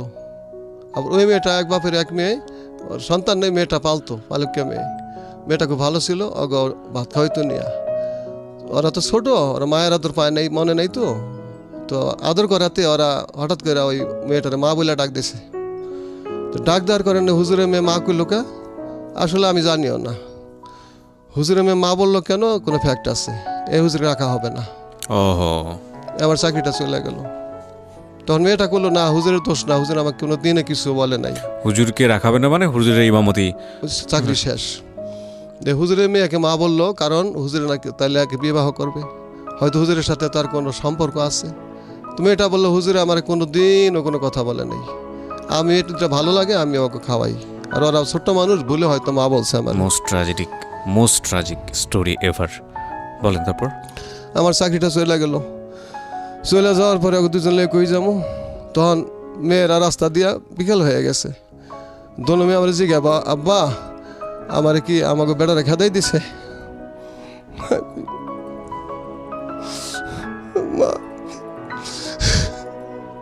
না, খেদাই দেয় নাই, আল্লাহ তুমি ব্যবস্থা করবো, আল্লাহ তুমি ব্যবস্থা করবো। ছোট মেয়েটা তো বোঝে না, বারে বারে জিজ্ঞেস করে, আব্বা আমাকে রাত্রে বাদ দেবো না, খেদাইতেছে না, আল্লাহ তোমাকে দিব। সে সকলে আর চাকরি হয় না, মেয়ে দুইটারে বাড়িতে রাখলাম, আমার ছোট ভাইয়ের বউ দেখাশোনা করতো, দিয়ে আবার আসলাম। স্যার ওদিক দিয়ে আমার মাঝে আরেকটা চাকরি হয়েছিল, ভুলে গেছি, ওই বিবাহটার আগ দিয়ে একটু বলবো স্যার? জি নিশ্চয়ই। ভুলে গেছিলাম স্যার, এর জন্য ক্ষমা সুন্দর দৃষ্টিতে দেখবেন স্যার। যখন আমি ওখানে চাকরি করি, মেয়েটার দেওয়ার ইচ্ছা করে, যে মেয়েটা দুটা মেয়ে রেখে চলে গেল আমার, যেই ওই যে ওর মায়। তো ওই সময় আমার ঢাকা আমার দূর সম্পর্কীয় স্বাস্থ্য ভাই, ওই কর্নেল মোস্তফা ছিল আমার ভাই। তো ওনার তদবির সব মিললেই তো ওনার বাসায় গেলাম। আমার মেজে ভাই একজন ডাক্তার, ফার্মাসিস্ট, গ্রামের ডাক্তার আর কি। তো উনি ডাক্তার আমির হোসেন, ওনার বাসায় আমাকে নিয়ে গেলেন চাকরির জন্য। সেনাবাহিনীর ইমাম পদে চাকরি হয় কিনা, আমার বিয়েরও আগে। তো মোস্তফা ভাই আমাকে নিয়ে সদর দপ্তর মালিবাগ, ওখানে আমাকে নিয়ে গেলেন। তো ওখানে ব্রিগেডিয়ার আমিনুল ইসলাম সাহেব বসা। তো ওনার সামনে মোস্তফা ভাই কর্নেল আমার ভাই হয়, সে চেয়ারে বসে না, আমাকে বলে চেয়ারে বসতে, বসেন, এটা একটা আমার ইন্টারভিউ নিচ্ছে আর কি। তো আমি বসি না, সংকোচ করি। তখন বলে বসেন হুজুর, বসেন। তা আমি বসছি। পরে বুঝতে পারলাম এটা ইন্টারভিউ নিল, যে আমি সাহস আছে কি না, কয়েক ইন্টারভিউতে পাস করছে। তখন আমাকে ব্রিগেডিয়ার সাহেব আমিনুল ইসলাম স্যার আমাকে জিজ্ঞেস করলেন, আপনার দায়িত্ব, আমরা সরকারিভাবে ইমাম নিব, আর্মিদের ইমাম, তো আপনি পারবেন কি না, একটু আপনাকে ইন্টারভিউ নিচ্ছি। আপনি তাৎক্ষণিকভাবে যে কোনো একটা আয়াতের বা একটা সূরার আপনি তর্জমা করবেন বাংলায় প্লাস উর্দুতে। তখন আমি দুইটা সূরাই উর্দুতে বাংলা তর্জমা করলাম। বলবো স্যার? না লাগবে না, ঠিক আছে, আপনি পেরেছেন। হ্যাঁ, তর্জমা করবো তো পছন্দ করলেন। পছন্দ করার পরে তখন আমাকে ওই ব্রিগেডিয়ার সাহেব বললেন, আমরা তো লোক নিব কয়েকদিন পরে, অস্থায়ীভাবে আমাদের মসজিদে আপনি থাকেন, আপনাকে অস্থায়ীভাবে কিছু দেওয়া হবে, পুরা বেতন না, আমরা কিছুদিন পরে লোক নিব, ওখানে আপনাকে নিয়োগ দেব। ইসলামিকের চাকরি থেকে এটা অনেক ভালো, অনেক ঊর্ধ্বে স্যার, একদম মেজর পোস্টের দাম ওখানে। আমি বললাম কি, আমি স্যার এখানে চাকরি করতেছি এক জায়গায়, তো সরকারি হইলে আমাকে বলবেন, তখন আমি আসবো। এই একটা ভুল করলাম। এই যে গেল, তো ঠিক আছে আসেন, আইসা বললাম, আমাকে আর টাকা হলো না। তো আমি থেকে যেতে পারতাম স্যার, 100% শিওর। থাকতে পারলাম না, ওই মেয়েটার জন্য মায়া লাগে, বিয়েও করবো না, কিন্তু কি যে করছে জানি না, ওখান থেকে আসতে মন চায়। কোন মেয়েটার জন্য? ওই যারে বিয়ে করছিলাম। ও, এটা বিয়ের আগের কথা? বিয়ের আগের কথা রয়ে গেছিল। জি। তো ওর জন্য ইসলাম ব্যাংকের চাকরিও হারাইলাম, আর সেনাবাহিনীর ইমাম পদের চাকরিও হারাইলাম। ঠিক আছে, বুঝতে পেরেছি, অনেক আগের গল্প। আপনি যেখানটায় ছিলেন, যে আপনার মেয়ে দুটোকে ছোট ভাইয়ের বউয়ের কাছে রেখে আপনি আসলেন, তারপর? আসলাম। তো এরকম হইতেছে, এরকম হইতেছে, এখন কি করা যায় চিন্তা করলাম। আমার দুইটা বদনাম তো মারাত্মক। একটা আমার সুফি সাহেব জানতো মানুষে, সেটাও ভেঙে গেছে, এখনও সেই জন্য অনেকেই খারাপ বলে। এখানে আমি একটু ইন্টারাপ্ট করছি, মাফ করবেন। আমরা আমাদের যে সাধারণ জীবনযাপন, এটা হয়তো বা ঠিক আছে, পারসেপশনের জায়গা থেকে আমরা চাইবো যে আমাদের ইমামরা যারা আমাদেরকে নামাজ পড়ান, তারা চারিত্রিকভাবে অনেক বেশি সুন্দর হোক এবং তাদেরকে অনুকরণ করা যায়, অনুসরণীয় হওয়া যায়, এরকম মানুষরাই আমাদেরকে নামাজ পড়াক। কিন্তু একটা কথা মনে রাখলে, অবশ্যই মনে রাখাটা জরুরি আমাদের জন্যে, সেটা হলো ইমামরা কিন্তু মানুষ, মহামানব না। হ্যাঁ, প্রথম কথা হচ্ছে এটা। একজন ইমাম ভুল করতে পারেন, একজন আলেম ভুল করতে পারেন, একইভাবে একজন বিদ্বান মানুষ ভুল করতে পারেন এবং একজন সাধারণ মানুষও ভুল করতে পারেন। কারণ সৃষ্টিকর্তা তাদের মধ্যে এমন কোনো বিশেষ ক্ষমতা দেননি বা বিশেষ ক্ষমতার অধিকারী করেননি যে তারা সাধারণ মানুষের চাইতে একটু বিশেষ ধরনের মানুষ হবেন। এটা ন্যাচারালি দেয়া হয়নি, প্রথম কথা হচ্ছে এটা। তবে হ্যাঁ, তারা একটা বিশেষ ভাবে নিজেদেরকে বড় করার চেষ্টা করেন পরিবেশগতভাবে। সুতরাং আমরা তাদের প্রতি প্রত্যাশা থাকে আমাদের যে না, তারা আমাদেরকে অবশ্যই আমাদের মতো মানুষ হবে না। এটা কিন্তু মানে আমাদের পারসেপশনের জায়গা থেকে এটা একটা পারসেপশন ঠিক আছে, কিন্তু এই পারসেপশনটাই যে 100% কারেক্ট পারসেপশন সেটা পারসিভ করাটা কিন্তু একটা বড় রকমের ভুল।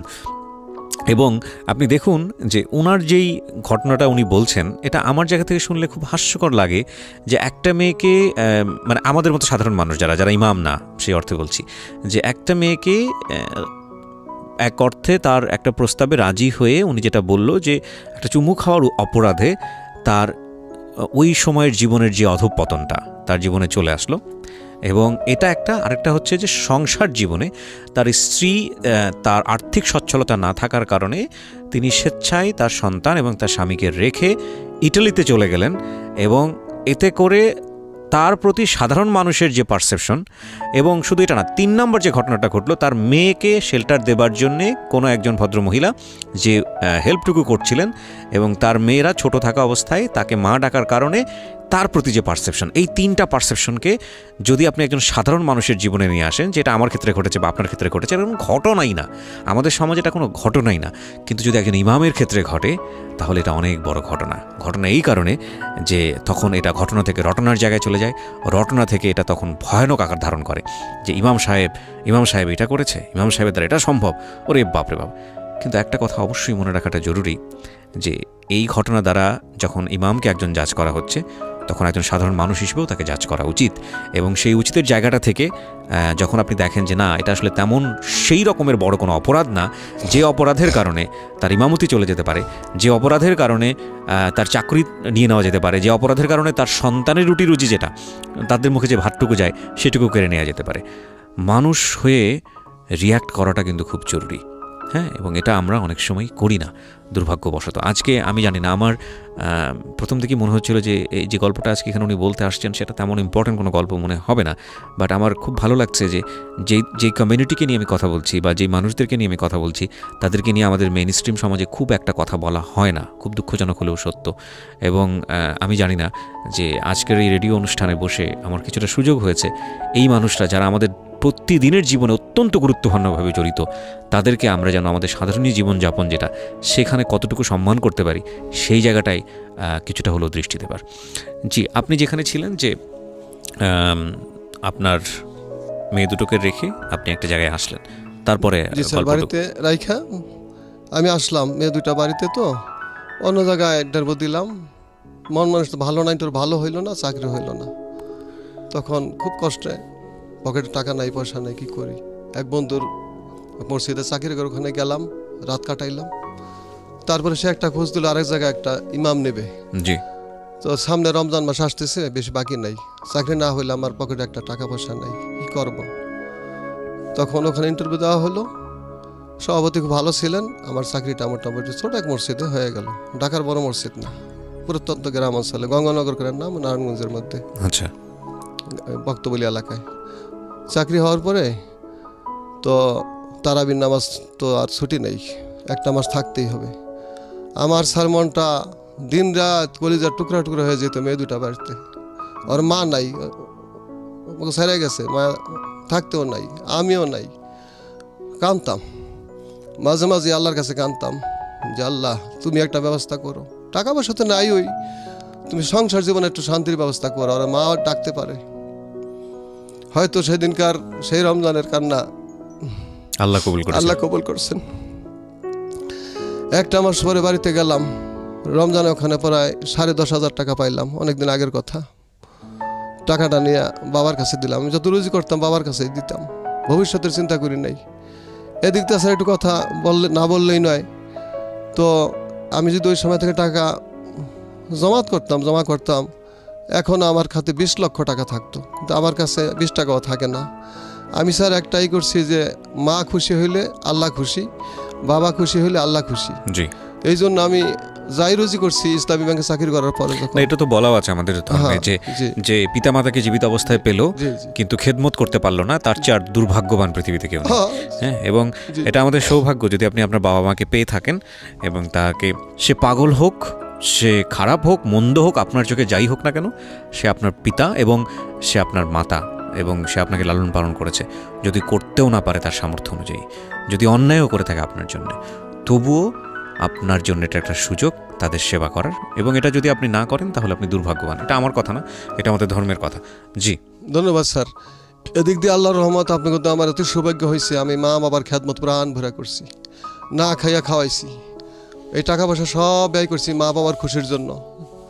কোরআন হাদিসে আছে মা বাবার খুশিতে আল্লাহ পাকের খুশি, সব ভাঙছি। আমার মা খুশি হবেন, বাবা খুশি হবেন, আল্লাহ খুশি হবেন। প্রিয় শ্রোতা, আমরা এই জায়গাটায় ছোট্ট একটা বিরতি নেব। বিরতির পর আবারও ফিরে আসবো নুরুল ইসলামের জীবনের গল্পে। আপনারা তাকে দেখতে চাইলে চলে আসতে পারেন আমাদের ফেসবুক পেজে। ফেসবুকে ঠিকানা www.facebook.com/kibriya.rj। আমি আবারও বলছি www.facebook.com/KEBRIA.RJ। পেজটি আছে আরজে কিবরিয়া নামে। ছোট্ট একটা বিরতির পর আমরা আবারও ফিরে আসছি। জীবন গল্প। জীবন নাটকের চেয়েও নাটকীয়। জীবন গল্প।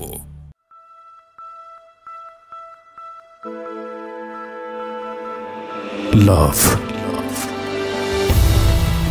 হেট, challenge, motivation, lies, truth, impossible, virtue, morality, something beyond entertainment. Welcome to my stage of reality. Stay tuned. Sunday and Wednesday with me Arji Kibriya, only on Dhaka FM 90.4. জীবন গল্প। জীবন নাটকের চেয়েও নাটকীয়। Welcome back once again. আপনারা শুনছেন জীবন গল্প Dhaka FM 90.4-এ। কথা না বাড়িয়ে আমরা আমাদের যিনি আজকে গেস্ট নুরুল ইসলাম, আমি তার কাছে ফিরে যাচ্ছি। জি বলুন। তো বাবার পিছনে মার পিছনে সব টাকা ভাঙতাম। তো আমার একটা ছোট ভাই আছে, সাংসারিক করতে, সবাই লেখাপড়া করছে, তো আগে বিবাহ করছে, সন্তানাদি আছে। তো এই টাকা দিয়া আমার মা একদিন বললেন, বাবা ওই ছেলের, তোমার ওই ভাইয়ের বড় ভাইয়ের ঘরটা নাই, আমার ইমিডিয়েটলি বড় যে আমির হোসেন, তার একটা ঘর উঠিয়ে দিলাম। ওই সময় আমার ইমিডিয়েটলি ছোটো যে দেলোয়ার হোসেন, ওর একটা ঘর উঠিয়ে দিলাম। আর আমার বোনটা ছোট একটাই বোন, ওরে বিবাহ শাদী দিলাম। আমার কাছে প্রায় ওই সময় স্যার 2 লক্ষ টাকা ছিল। তো ওই টাকা দিয়া দুই ভাইয়ের 2টা ঘর উঠিয়ে দিলাম, আর বোনের বিবাহে 60,000 টাকা খরচ করলাম। এটা হুন্ডা কিনা দিলাম, হুন্ডার দাম কম ছিল বোন জামাইয়ের। তো হুন্ডা দিতে রাজি হয়নি, আমার সব টাকা শেষ। মা আমার রাত ধরে কান্দে দিল, বাবা হুন্ডা না দিলে বিবাহ ভাঙ্গা যায়। আমি টাকা দা করবো কি, আমার মায় কান্দে, আমার মায়ের চোখের পানি আল্লাহ কবুল করবেন, আমি টাকা দিয়ে দিই হুন্ডা কিনতে, আল্লাহ দেবেন। টাকা দিয়ে দিলাম। ওই সময় স্যার জমিনের দাম, আমি যেখানে থাকি 10,000 টাকার শতাংশ, আমি 2 লক্ষ টাকা দিয়া 20% জমিন কিনতে পারি। আজকে তার দাম আছে 1 শতাংশ স্যার 5 লক্ষ টাকা। তো 1 কোটি টাকার মালিক থাকতাম। তো আল্লাহর খুশির জন্য মা বাবার দিয়ে সব টাকা শেষ করছি। যাই হোক, ওই 10,500 টাকা পাইলাম, যে বাবার কাছে দিলাম, বাবা খুব খুশি হইলেন। তো দিন যায়, এরকম যায় কি করা। হঠাৎ চিন্তা আসলো যে আমার অবস্থা কি হবে। ভাইরে ঘর উঠাই দিলাম, ওই ভাইরে দিলাম, বোনকে বিয়ে দিলাম, হুন্ডা কিনা দিলাম, আমার তো জিরো, কিছুই নেই। তখন ওই যে পয়েন্টে আসলাম, সংসার ভাঙার পরে আমি কমজোরি হয়ে গেলাম, বিভিন্ন অসুখ দেখা দিল, প্রেশার, জ্বর, মাথা ব্যথা, সপ্তাহের বেশিরভাগ অসুস্থ থাকি, নিয়মিত করতে পারি না, কি করা যায়। হঠাৎ করে একদিন চিন্তা করলাম, তখন আমি ঢাকা চাকরি করে মেয়ে 2টা নিয়ে আসলাম। কিসের চাকরি করতেন? ওই মসজিদে, ইমামতি। ওই তো হারাই ফেলাইছি, আর পাই না, আর সম্ভব না, ইমামতি করছি। তো হঠাৎ রমজানের পরে আমার খেয়াল হলো, এবার ফেতরার টাকাটা লাখুল একটা জায়গার নাম আছে জাজিরার পার্শ্ববর্তী, আমার দূরবর্তী আত্মীয় হয়, তাকে ফেতরার টাকাটা দেব। এই ফেতরার টাকাটা দেওয়ার জন্য বাড়িতে যাইয়া ঈদের 2-3 দিন পরে আমি ওখানে গেলাম লাখুলা, যাইয়া যে টাকাটা দিয়ে আসি। টাকাটা দিয়া জাজিরা, ওই কাজিরহাট, লাখুলার থেকে কাজিরহাট কিন্তু ভ্যান আসে। ওই সময় অনেক বছর আগের কথা, আজকের থেকে প্রায় 10 বছর আগের কথা। তো ভ্যান আসে, ভ্যানে 10 টাকা করে নেয়, তো একজন নিয়ে ছাড়ে না। তো আমি জাজিরা দিয়ে আসলে আইসা পড়তে পারি, আমি আসবো কাজিরহাট দিয়া।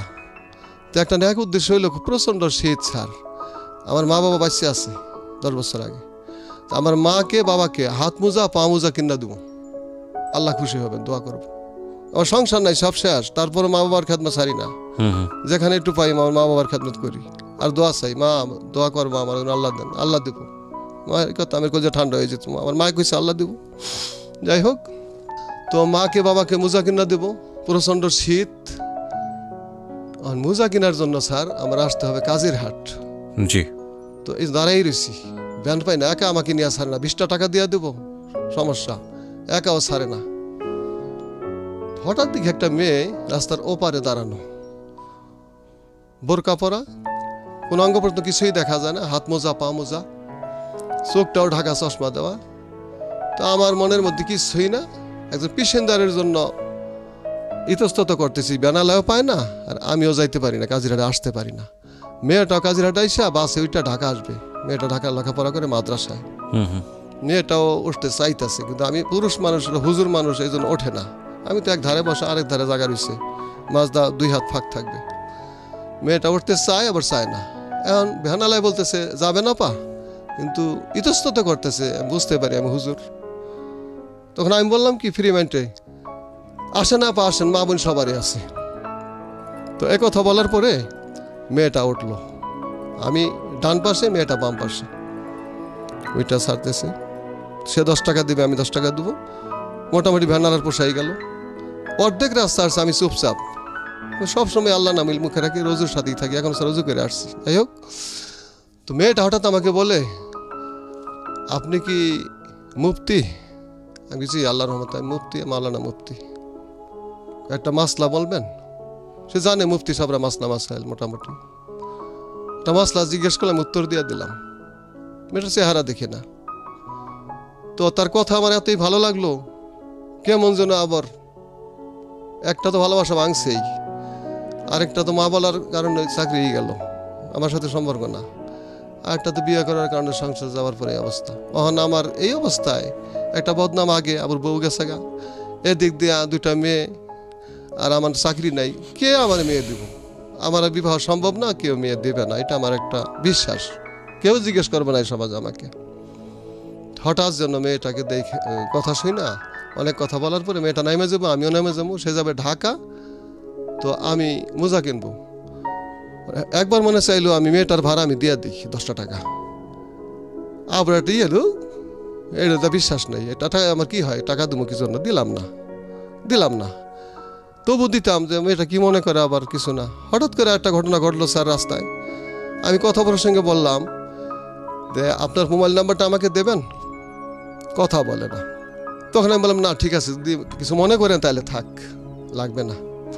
কয় না না আপনি উঠান, নাম্বারটা বললো, আমি নাম্বারটা নিয়ে চলে গেলাম, সে ঢাকা চলে গেলো, আমি আব্বা আমার জন্য মোজা কিনা বাড়িতে গেলাম। এই যে একটা ঘটনা ঘটলো, একটু চিন্তা করে দেখেন, এখানে যদি আপনি আমি থাকতাম, মানে আপনার যারা আমরা ইমাম না, যারা আমরা হুজুর না, এটা কোনো ব্যাপারই না, এটা কোনো ঘটনাই না আমাদের জন্য, তাই তো একটা মানুষের কাছে মোবাইল নাম্বার চাইতেই পারি। কিন্তু আপনি যখন হুজুরের জীবন গল্প শুনছেন, তখন আপনার মনের মধ্যে নিশ্চয়ই কাজ করছে, ছি হুজুর এরকম একটা মেয়ের কাছ থেকে মোবাইল ফোনের নাম্বার চাইলো। এই জায়গাটাই বড় সমস্যা। মোবাইল ফোন নাম্বার চাইতেই পারে, এরপর একটা ভালো ঘটনা ঘটতেই পারে, তাই না? কিন্তু সাধারণত আমরা এরকম মোবাইল নাম্বার নিয়ে যে ঘটনাগুলো ঘটাই, সেটা খুব একটা ভালো না। দেখা যাক ওনার ক্ষেত্রে কি হয়েছে। হ্যাঁ বলুন। নাম্বারটা স্যার নেওয়ার পরে আমি চলে গেছি, বাড়িতে আছি, মেয়ে নিয়ে থাকতেছি, মোটামুটি ওই চাকরিতে যাওয়া দরকার। আমি সপ্তাহখানেক থাকি আর ছুটি কাটাইয়া চলে গেলাম, মেয়েটাও চলে গেছে। ও নাম্বার দিচ্ছে, ওর এই পর্যন্তই, ওর ভিতরে কোনো ফিলিংস নাই। আপনার নাম্বারটা দিয়েছিল না কেন? না, আমারটা নেয় নাই, চাইও না, আমি দেও নাই। আচ্ছা, আমার নাম্বারটা চায় না, আমি দেওয়া প্রয়োজন মনে করি না। কি মনে করে তাই আমাকে তো কোনো জিজ্ঞাসা করবে না, ফোন দিবে না, আমি জানি। আমি রাখলাম যে হয়তো ফোন দিতে পারি সাহস করে। 1 মাস চলে যায়, হঠাৎ করে একা, মেয়ে 2টা বাড়িতে, মন ভালো লাগে না, ভালোবাসার দিনও ভেঙে গেছে, বিবাহ জীবনও ভেঙে গেছে, মন ভালো লাগে না। বিবাহের সময় ভেঙে গেছে প্রায় 2 বছর, আমি একা থাকি, কেউ মেয়ে আমাকে দেবে না, এই অবস্থা। তো ওই মেয়েটা মাদ্রাসায় পড়ে তো আশাই করতে পারি না, অবিবাহিত একটা মেয়ে। হঠাৎ করে আমি ফোন দিলাম, ফোন দিয়া কয় দেওয়ার পরে বললো কে? আমি বললাম হ্যালো আপা, আমি সেই পথের ভাই। কে পথের ভাই? ওই যে নাম্বার দিছিলেন, আমি একটা মাসলা বলছি, জিজ্ঞেস করছিলেন, আমি বলছিলাম ওই আমি সেই ভাই। তখন আমি বললাম কেমন আছেন? তুমি এটা খুব ধার্মিকা, বলে আল্লাহর রহমতে ভালো আছি। আল্লাহর রহমতে বলাতে মনটা আমার খুবই ভালো লাগছে, কারণ আমিও আল্লাহর রহমতেই বলি সবসময়। এখন কি বলবো, আমার মনে চাইতেছে তাকে পাওয়ার জন্য। হঠাৎ করে আমার ভাঙ্গা সংসার, 2 বছর একা থাকি, তো ওই দিন একটু কথা বলতে চাইলাম কেমন আছেন, আমার কথা মনে পড়ছে নি কেন, আমার আর মনে নাই। তো আমার ভাল লাগলো না যে মানুষ একটু মানবতার ক্ষেত্রে তো বলে যে মনে আসিল, কই না আমার মনে নেই কিছু, সোজা কথা। হ্যাঁ, সে কইয়া কাটতেই দিল, বুঝলা, কাটতে দিছে। তো আমার মনটা খারাপ হইল, মেয়েটা তো আসলে ভালো, আল্লাহ রহমত দিয়ে কথা বলে, মশলা জিজ্ঞেস করলো, আমার কাছে মনে হয় নাই, কি করা যায়, সাহস পাই না ফোন দিতে। পরদিন আবার ফোন দিলাম, একটু রাগ হয়েছে, আপনি ফোন দেন কেন? দেখেন ভাই বোন সবারই আছে, আপনার কথাবার্তা আমার কেমন যেন ভালো লাগে, সাহস করে বললাম। ভালো লাগলে তাতে কি হয়েছে, আপনি ভাই আমি বোন, এই হিসাবে ভালো লাগতেই পারে।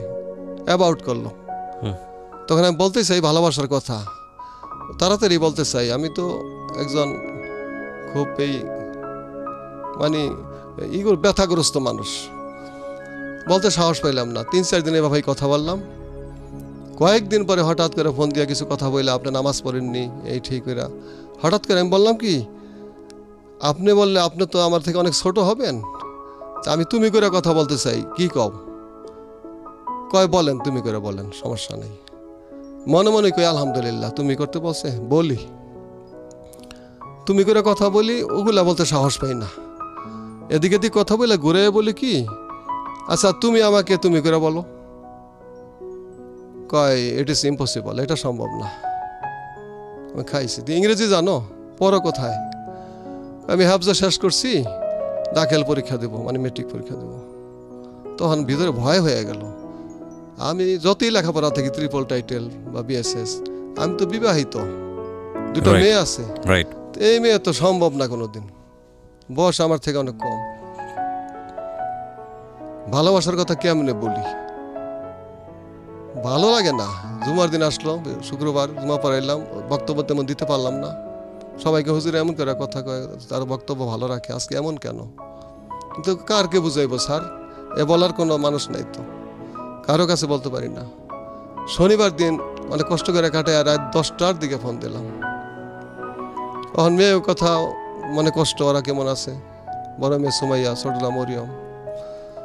ফোন দিছি, ফোন ধরে না, কয়েকবার দেওয়ার পরে ধরছে, আপনি আমাকে ডিস্টার্ব করলেন, আমি ঘুমে আসি।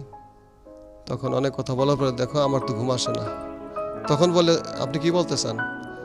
আমি অত কিছু বুঝি না, আমি তোমাকে ভালোবাসি। আপনি বললেন? আমি ঠাস করে বলে ফেলাইলাম, কথা বলে না, ফোন কাটা দিছে, আবার দিছি কাটা দেয়, আবার দিছি কাটা দেয়, রাত্রে ঘুম হইল না, কি করি? এই আর মন যায়। এটা সম্পর্কে জানতেন আপনি, মানে কোথায় থাকে, কি করে, পরিবার সম্পর্কে জেনেছেন? ডিটেইলস, ঠিকানা এটা আগে বের করে কথাবার্তা হয়েছে, ওই লাখ হলেই তাদের বাড়ি। এবং এটা কি মানে আপনি যে তাকে প্রপোজটা করলেন, একটা বিশাল বয়সের গ্যাপ ছিল, অবশ্যই অনেক বড় গ্যাপ, এবং আপনার সম্পর্কে সে কি জানতো যে আপনার 2টো মেয়ে আছে, এর আগে একটা বিয়ে হয়েছে? কিছুই জানে না, বিয়ে করছি, মেয়ে আছে, কিছুই জানে না। ওকে। হঠাৎ মেসেজ পাঠাইলাম, মেসেজ কিছু কথা লেখলাম, ওইটা পইরা কিছুটা নর্মালে আসলো।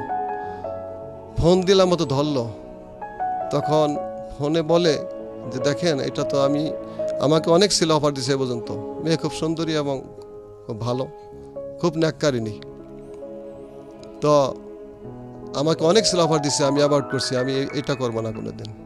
আমার আব্বা মা যেখানে আমাকে দেন ওখানেই যাবো, লুলা একটা ছেলে হোক। তখন আমার মধ্যে এই ফিলিংস কাজ করলো, স্যার মেয়েটা তো আসলেই ভালো, হায় হায় রে, আর আমি কি করলাম? তখন মন ভাল লাগে না, যে করে হোক এই মেয়েটা যদি পাইতাম, আমার সংসার হয়তো সুখের হইতো। এটা আল্লাহর তরফ থেকে একটা কল্পনা আসলো, কিন্তু আকাশ পাতাল ব্যবধান, কি করে হয়? পরে ফোন দিলাম, এখন একটু একটু কথা হয়, 1 মাস চলে গেছে, কথায় দেখি সে একটু একটু রাজি। তখন আমাকে জিজ্ঞেস করে যে আপনি বিবাহ করছেন? আমি মিথ্যা কথা না বলে বললাম, অ্যাভয়েড করলাম, যেটা সেটা পরে বলবো।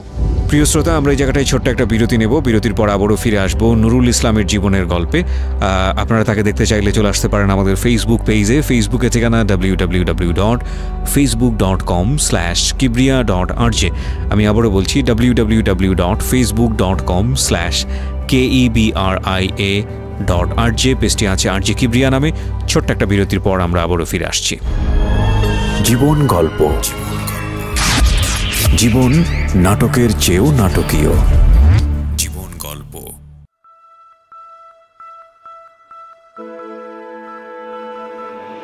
লাভ, hate, challenge, motivation, lies, truth, impossible, virtue, morality, something beyond entertainment. Welcome to my stage of reality. Stay tuned. Sunday and Wednesday with me RJ Kibriya, only on Dhaka FM 90.4. জীবন গল্প। জীবন নাটকের চেয়েও নাটকীয়। স্বাগত আরও একবার প্রিয় শ্রোতা, শুনছেন জীবন গল্প ঢাকা FM 90.4-এ। আমি আরজে কিবরিয়া আপনার সঙ্গে রয়েছি। আজকের এই জীবন গল্পটা একটু অন্যরকম, প্রথমেই বলে নিয়েছিলাম। তার কারণটা হচ্ছে আজকে যিনি জীবন গল্প বলছেন তিনি মূলত মাওলানা, এবং তার জায়গাটা থেকে আসলে তার নিজের জীবনের ভুল বলি বা তার নিজের জীবনের যে একটি অধ্যায় যেটা তাকে পুরো জীবন জুড়েই কষ্ট করে বয়ে বেড়াতে হচ্ছে, সেই রকম একটা জীবন গল্প। সাধারণত আমাদের অনুষ্ঠানে এরকম জীবন গল্প আসে খুব কম। জীবন গল্পের জায়গা থেকে আসেনি, সিক্রেটস আমরা পেয়েছি, এরকম সিক্রেটস আমরা বহুত পেয়েছি, কিন্তু জীবন গল্পের জায়গা থেকে এখন পর্যন্ত আসেনি। তো সেই জায়গাটা থেকে এটা খুব ইউনিক আমি বলবো। আর আমাদের এই অনুষ্ঠানে যে কেউই আসতে পারেন, আমরা সবসময়ই বলি আপনি যদি আসতে চান প্লিজ আমাদেরকে ফোন করবেন। আমাদের ফোন নম্বরটি হচ্ছে 09611904904। আমি আবারও বলছি 09611904904। ওকে, আমি কথা না পারি, আমার যিনি গেস্ট তার কাছে আবারও ফিরছি যেখানটায় আমি ছিলাম। বলুন তারপর। হঠাৎ দেখি ভালোবাসায় পড়ে না। আমি অনেক কিছুই বলি, কোনো কথার উত্তর দেয় না, কাইটা যায়। আমার একটু লেখালেখির অভ্যাস এখনও স্যার আছে। আমি হঠাৎ করে কোনো কবিতা বা সুর দিয়া গজল বলতে পারি, গানও বলে হালাইতে পারি আর কি। তো আমি ওকে 2-3টা লাইন হঠাৎ করে ফোনে বললাম। ও বলাতে সুরটা দেওয়াতে তার মনের মধ্যে ভালো লাগলো। ভালো লাগে তার বড় বোনকে বললো যে এক হুজুরের সাথে পরিচয় হয়েছে, সে এমন সুন্দর করে গজল বলে, গজলে আমার মনটা ভালো লাগে। তো ভালো লাগার কারণে আস্তে আস্তে ভালো লাগতে হঠাৎ করে সে রাজি হইলো যে আমাকে ভালোবাসে, কিন্তু আমি চেহারা দেখি নাই, আমাকেও দেখে নাই। চলে গেল পর 2 মাস। তো আমাদের বাড়ি জাজিরা, ওদের বাড়ি লাখুলা, ডিস্টেন্স 3 থেকে 4 মাইল হবে মাত্র। আমাকে একদিন বললো আপনাকে একটু ভালো করে দেখবো। ওদিন তো আর ওইভাবে আমাকে দেখে নাই, আর আমি তাকে দেখেই নেই। তো দেখা করবে তো জাজিরা বাজারে, জাজিরা কলেজ। আমি বললাম ওই কলেজের ওখানে একটু থাইকো। তো আমি ঢাকার থেকে গেলাম, বাড়ি থেকে মেয়েদের সাথে দেখা করে ওখানে গেলাম। তো আমি তার চিনি না কে, তখন দেখলাম দাঁড়াই রয়েছে। তখন কীভাবে জিজ্ঞেস করি, ফোন দিয়ে দেখি ওইটা বাজে, তখন ভাবলাম সে। তখন সমাচার জিজ্ঞেস করলাম, কিন্তু মুখের কাপড় সে উঠাবে না, খুব পর্দানিশী মেয়ে। তো মুখের কাপড় উঠাইলো না, আমিও দেখার চেষ্টা করলাম না, দরকার কি। তো মুখের কাপড় না, মানে তাকে না দেখেই আপনি এক অর্থে ভালোবাসা। জি, ওকে। ওই হাত পায়ে মোজা, খুব পর্দানিশী, মুখের কাপড় দেওয়া, আমাকে দেখাইলো না, এতই পবিত্র ভালোবাসা। কিন্তু ওই চশমা চোখে দিছে, এখানটা একটু দেখলাম, তাতে বুঝতে পারলাম যে আসলেই সুন্দরী হবে, বুঝা নিলাম। আমি মনে করলাম সুন্দরী বা কালো যাই হোক, আমার একটা সংসার দরকার, আমি তো সংসার নাই, কি করা যায়। এইভাবে ভালোবাসা হইল, পবিত্র ভালোবাসা। তারে ভালোবাসলাম, সেও বাসলো। হঠাৎ করে একদিন বললাম, তার নাম আয়েশা, আয়েশা একটা কাজ কিন্তু হয়েছে, আমাকে ভালোবাসছো, আমি বাসছি। আমি কিন্তু আগে বিবাহ করছি, 2টা মেয়ে আছে, স্টার্টিং প্লাস ফিনিশিং স্যার সব বললাম। বলার পরে তখন একটু ইতস্তত করলো এইটা। তখন আমি বললাম এখন কি করবা, দেখো আমাকে ছেড়ে যাবা। তখন ভাবটা একটু অন্যরকমই। তারপরে বললো যে না, মন দিয়া দিছি, কথা বলছি, যদিও চেহারা আমাকে দেখেন নাই, আপনি ভালোবাসছেন না দেখে, আপনার ভালোবাসা পবিত্র, তাইলে বাড়ছি। তখন সে বলে এটা তো জানে আমার আব্বা আম্মা আপনার বিয়ে হয়েছে, 2টা বাচ্চা আছে, তা আমাকে দেবে না। তাহলে আমি একটা প্রস্তাব দিলাম পরীক্ষা করার জন্য, এটা তো আমি করবো না। তাহলে আমি বললাম তোমার আব্বা আম্মা না দিলে তুমি কি একা আসতে পারবা, আমরা অফিসে যাই বিয়ে পড়াবো? তখন না, ইট ইজ ইম্পসিবল, এটা মোটেই সম্ভব না। আব্বা আম্মা না দিলে তুমি মরে গেল, আমি আইতে পারবো না। তখন আমি বললাম এটা আসলেই ভালো, এর আব্বা আমাকে দিবে, কি করা যায়? তখন তাদের একটা বড়ই বাগান ছিল, বিশাল বড়ই বাগান। তারা মধ্যবিত্ত, আমাদের মতো নেই, অবস্থা অত ভালোও না খারাপও না, চলে। তারা 2 ভাই 3 বোন। তো উনি ওখানে নিরাইতেছে, বাগানে নিরাইতেছে। আমি মেয়ের বাবা। আমি আদবের সাথে সালাম কালাম সব দিলাম। আমার ব্যবহার দেখে, আদব কাদায় দেখা, তখন বললো যত ছেলে আসে বাড়িতে, বলছে যে যত ছেলে আসে ওই তার মেয়ের জন্য বলে, ওর জন্য আসে যে মাওলানা সাহেব মুফতি সে যে আসছিল, এই ছেলেটার ব্যবহার আদি খুব ভালো, তো তার কাছে দেওয়া যায়। পরে শুনছে সে তো বিয়ে করছে। আমার কিছু শত্রুপক্ষ আছে, তারা বলে দিছে তুই বিয়ে করছে, দুটা মেয়ে আছে। তখন রাজি না। তখন মেয়েটায় অন্য জায়গায় বিবাহ ঠিক হয়, ছেলে পেলে আসে দেখতে, তার আব্বা আম্মা অন্য জায়গায় দিবে, মেয়েটা অন্য জায়গায় বসবে না। তখন একদিন ফোনে আমাকে মেয়েটা বলে যে দেখো তোমার 2টা মেয়ে আছে, বিবাহ হয়েছে, আমি কখনোই রাজি হইতাম না, আমি তোমাকে একটা পরীক্ষা করছি চারিত্রের দিক দিয়া। পরীক্ষা আল্লাহর রহমত তুমি ফার্স্ট ডিভিশনে পাস করছো, বিদায় তোমাকে আমি ছাইরা গেলাম না। আল্লাহর রহমত হইল আনুষ্ঠানিকভাবে তার বাবা মা মেয়েটা আমার কাছে বিবাহ দিলেন। মাশাআল্লাহ, বিবাহ দিলেন, আল্লাহ নিয়ামত দিলেন আমাকে। এই ঘরে আল্লাহ পাক আমাকে 2টা ছেলে দিলেন পরপর। প্রথম ছেলে হোজাইফা, মোহাম্মদ হোজাইফা, আব্দুল্লাহ, মোহাম্মদ আব্দুল্লাহ, 2 ছেলে। এখন বড় ছেলের বয়স 8 বছর, ছোট ছেলের বয়স 7 বছর। তো আল্লাহ স্ত্রী দিলেন, খুব সুন্দরী এবং ভালো স্ত্রী দিলেন। আল্লাহ তো সুখে রাখছেন স্ত্রীর দিক দিয়া, যে বিবাহিত জীবন 10 বছর। কত সালে করলেন এই দ্বিতীয় বিয়েটা? প্রায় 10 বছর হয়ে গেছে। প্রায় 10 বছর, মানে ওই সম্পর্ক হওয়ার 4 মাসের মধ্যে স্যার বিয়ে হয়ে গেল। ওকে। আল্লাহ মুখের দিকে তাকাইলেন। তো এই মেয়েটা এতই ভালো, আমার একটা মাথা ব্যথা করে, রুজি করতে পারি না, পেনা পিনা কথাবার্তা বলে, উল্টাপাল্টা কিছু বলতেই পারে। আমি রাগ হইয়া অনেক 2-4টা কথা বলি, রাগ হইয়া কথা বলি, বা 2-1টা গালিও দিয়ে ফেলাই নিজের অজান্তে, পরে আবার আল্লাহর কাছে মাফ চাই। কিন্তু এই মেয়েটা 10 বছর জীবনে আমার স্যার একটা গালি দেয় নাই। 10 বছর জীবনে কত না খাইয়ে রইছে, একদিন আমার কটু কথা বলে নেই। তার কথা যে আল্লাহ দিবেন, আমার শাশুড়ি বলে গেছেন আল্লাহ দিবেন, আপনার আল্লাহ দিবেন, এই আশাই রয়েছে। একটা মোস্ট ইম্পর্টেন্ট কথা বলি, সেটা হচ্ছে একজন বিবাহিত, মানে ভাইস ভার্সা বিষয়টা, বিবাহিত ছেলে এবং একজন বিবাহিত মেয়ে, মানে পুরুষ এবং নারী বলেই বোধহয় ভালো হয়। একজন বিবাহিত পুরুষের জীবনে সবচেয়ে বড় উপহার কি, কিংবা একজন বিবাহিত নারীর জীবনে সবচেয়ে বড় উপহার কি? একজন বিবাহিত পুরুষের জীবনে সবচেয়ে বড় উপহার হচ্ছে তার স্ত্রী যদি তার প্রশংসা করে, যে না আমি আমার যে হাজব্যান্ড, সে হাজব্যান্ডের চারিত্রিক গুণাবলী এই গুণাবলী, এবং সেই প্রশংসাটা যদি অন্য মানুষের কাছে করে, এটা হচ্ছে ওই হাজব্যান্ডের জন্য সবচেয়ে বড় উপহার বিবাহিত জীবনের। এবং একই সাথে এটা মানে এটা স্ত্রীর জন্যও সত্য, হাজব্যান্ড যদি সেই স্ত্রীর প্রশংসা করে এবং লোকসম্মুখে করে, সেটা হচ্ছে সেই স্ত্রীর জন্য সবচেয়ে বড় উপহার। এবং এর চেয়ে বড় উপহার আসলে সাংসারিক জীবনে কিছু নাই। তো আমার মনে হয় যে আপনার স্ত্রী সেটা আপনার কাছ থেকে পাইছেন এবং আপনি খুশি তার উপরে, তার মানে সে নিশ্চয়ই অনেক নেককার। জি বলুন। তারপর? জি স্যার, ধন্যবাদ। আমি স্যার আমার স্ত্রীর উপরে এতই খুশি যে হাদিসে আসছে স্ত্রীর স্বামীকে ভালো করলে সে জান্নাতবাসী, স্বামী স্ত্রীকে ভালো বলে জান্নাতবাসী। তো ওনার মতো স্ত্রী হয় না। যদি পুরো দেশের মধ্যে কয়েকটা লোক থাকা থাকে স্ত্রীর দিক দিয়া ভালো, স্ত্রী দিয়া সুখী এবং স্ত্রী নাক্কারি নিয়ে, আমি তার মধ্যে স্যার একজন আছি। এত ভালো স্ত্রী আল্লাহ পাক মিলাইছেন। তো আরেকটা কথা বলি স্যার, সৎ মাদের উদ্দেশ্যে কথা বলি। মানুষে বলে সৎ মা খারাপ, তো এই স্ত্রী আমার মেয়ে 2টা পাইয়া নিজের পেটের মেয়ের চেয়ে বেশি আদর করে লালন পালন করছে। নিজের মেয়ের এত আদর করে না আমার এই স্ত্রী আয়েশা, মোসাম্মত আয়েশা অগো মানুষ করছে। এমনকি স্যার ও 2জন মাদ্রাসায় খাইয়া না খাইয়া পড়াইয়া, 2টা মেয়ে মাদ্রাসায় পড়তেছে, ছেলে 2টাই মাদ্রাসায় পড়ে। বড় মেয়েটা আল্লাহর রহমতে আমার স্ত্রীর উসিলায় কোরআন হাফেজ হয়ে গেছে আল্লাহর রহমতে, মাশাআল্লাহ। আর ছোট মেয়েটা হাফজে পড়তেছে, বড় মেয়েটা কিতাবখানায় পড়ে, খরচ চালাইতে পারি না, সমস্যা। যাই হোক স্যার, তো আমি স্ত্রীর কাছে বলছি আয়েশা আমি খুব দুঃখী মানুষ, আমি কোনো অপরাধ করি নাই, এই জন্য আমাকে মারছে। উনি কাঁদছে, আমার কথা শুনে শিখুর পরে কাঁদছে, আমার এমন এমন স্বামীকে তারা মারছে। তা আমি বলছি দেখো সবাই আমাকে খারাপ বলে, ওই জন্য আসলে আমি অপরাধ করি না, বিশ্বাস করো। সে বিশ্বাস করে তুমি অপরাধ করতে পারো না, কারণ নিজের প্রশংসা করি না, আল্লাহ মাফ করুক।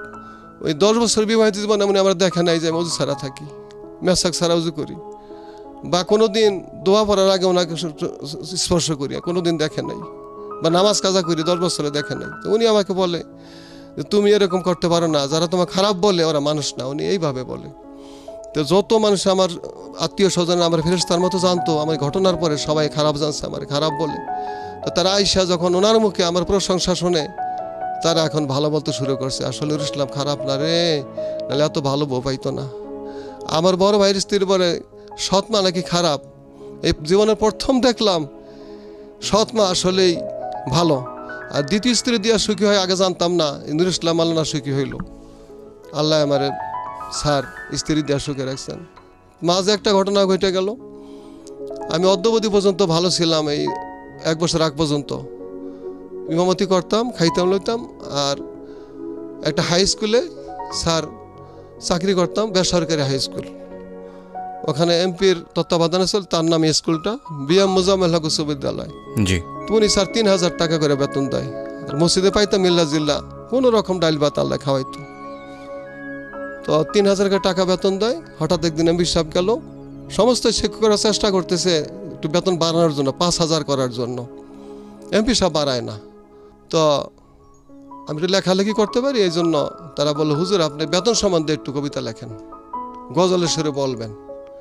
তা আমি সকালবেলা ফজরপুরে আমার স্ত্রীকে বললাম তুমি কি কাউ লেখমুনি, তো 22 লাইন কবিতা লিখলাম স্যার।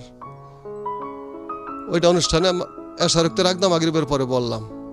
আমার 6 লাইন মনে আছে, একটু বলি বলেন। বিসমিল্লাহির রহমানির রহিম।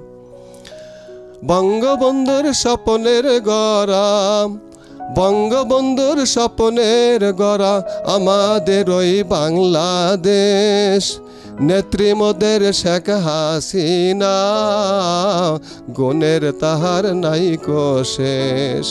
বঙ্গবন্ধুর স্বপ্নের গড়া, বঙ্গবন্ধুর স্বপ্নের গড়া আমাদের ওই বাংলাদেশ, নেত্রী মোদের শেখ হাসিনা, গুণের তাহার নাই কো শেষ। এমপি সাহেব আসেছেন বলে, এমপি সাহেব আসেছেন বলে হইছি অনেক খুশি, দোয়া করি দেবেন মোদের বেতন একটু বেশি।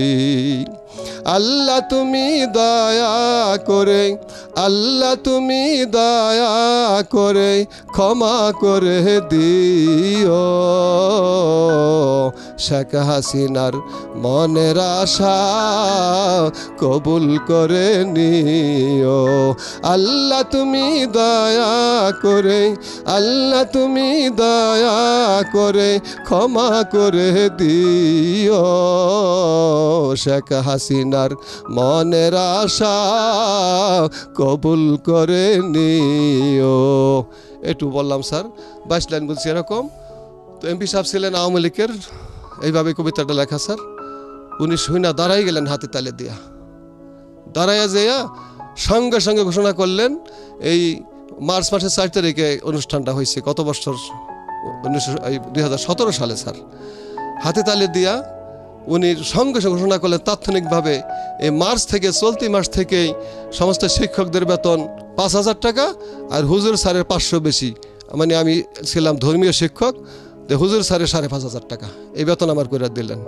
তা একটু ভালো হইলো স্যার, 5.5 পাই আর মসজিদে কিছু পাই, ভালোই চললো আল্লাহর রহমতে, চলতেছে চলতেছে। তারপর টানাটানি লাগিয়েই থাকে, কষ্ট করে চলি, আল্লাহ ভালোই রাখছে। প্রিয় শ্রোতা, আমরা ছোট্ট একটা বিরতি নেব, আর এই ফাঁকে আপনাদেরকে বলে নেই ঢাকা এফএম এর পেজটিতে আপনারা আসতে পারেন আমাদের যিনি গেস্ট আছে তাকে দেখার জন্য। আমাদের পেজটির ঠিকানা www.facebook.com/I-love-Dhaka-FM, I love Dhaka FM. Please পেজটিতে লাইক দিয়ে কানেক্টেড থাকবেন। ওকে, ছোট্ট একটা বিরতি। জীবন গল্প, জীবন নাটকের চেয়েও নাটকীয়। জীবন গল্প।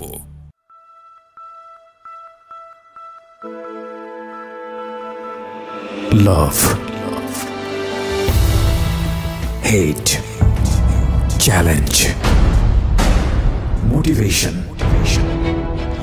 lies, truth, impossible, virtue,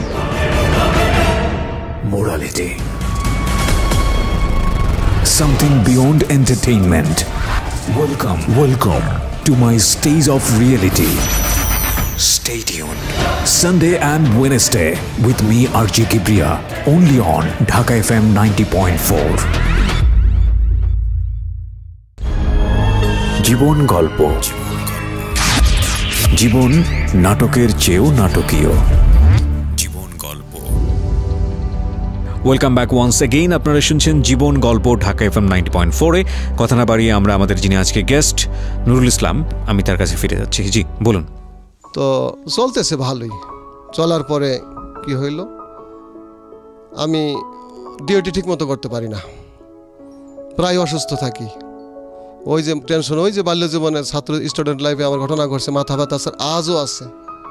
ওই টেনশন, মাথা ব্যথা আজও আছে, সাথে সাথে লিভারের সমস্যা হয়ে গেছে, লিভারে অনেক সমস্যা। যাই হোক, তো আমাকে কমিটি নিয়োগ দিছে যে চাকরি হবে। অন্যান্য শিক্ষকরা এত বয়স্ক কেউই নাই, সবারই কম বয়স। তো কমিটি নিয়োগ দিছে এইভাবে যে শুনাইছি চাকরি হবে, এই আশায় স্যার 5 বছর যাবৎ আশায় বুক বাঁধে চাকরি করতেছি, আমার চাকরিটা সরকারি হবে। তা গত 2 মাস আগের নিউজ যে আসলে চাকরি তো সরকারি হবে, বিভক্ত ঘোষণা হয়ে গেছে, কিন্তু যাদের বয়স 35-এর উপরে তাকে নেওয়া হবে না। আগে যে নিয়মটা ছিল, ওই কর্তৃপক্ষ নিয়োগ দিছে, ওইটা চলতো। এখন ডিজিট থেকে ওখানে সরাসরি শিক্ষক পাঠায়, একজন চলেও গেছে শিক্ষক। এখন চাকরিটা আমার ছাড়ার পথেই, তাহলে ওখান থেকে বাদ। আর মসজিদে আমার চাকরি এবার রমজানের 1 মাস আগের থেকে বাদ হয়ে গেছে, অসুস্থতার কারণে আমি করতে পারতেছি না চাকরি, খুবই সমস্যা। তো মোটামুটি চলতেছিল চাকরি। তো বিশেষ করে সকালবেলা ওই ফজর নামাজের পরে পোলাপান পড়াইতে হয়, ছেলে পেলে পড়াইতে হয়, ওইটা পড়াইতে পারি না, আমার মাথা টাচ করে দূরে যায়, অনেক সময় হার্ট ফিল করি, যার কারণে আমি চাকরিটা করতে পারি না। এবার তারাবির নামাজটা পড়াইতে পারি নাই, যার কারণে এরকম আল্লাহর কাছে কান্দাকাটি করা হয়। তো হঠাৎ 2 মাস যাবৎ ঘুমই আসে না ভালো করে। তো মোবাইল তো আমার নাই, এটা কম দাম মোবাইল আছে, আগের এটার মধ্যে ওই শোনা জানা রেডিও। তো অনেক কষ্ট ক্লাস করি, আমার স্ত্রীকে একটা মোবাইল কিনে দিছি মাস 2 আগে। তো ইয়ারফোনে আমি শুনি আপনাদের অনুষ্ঠান, আমি শুনি, আমার খুব ভালো লাগে।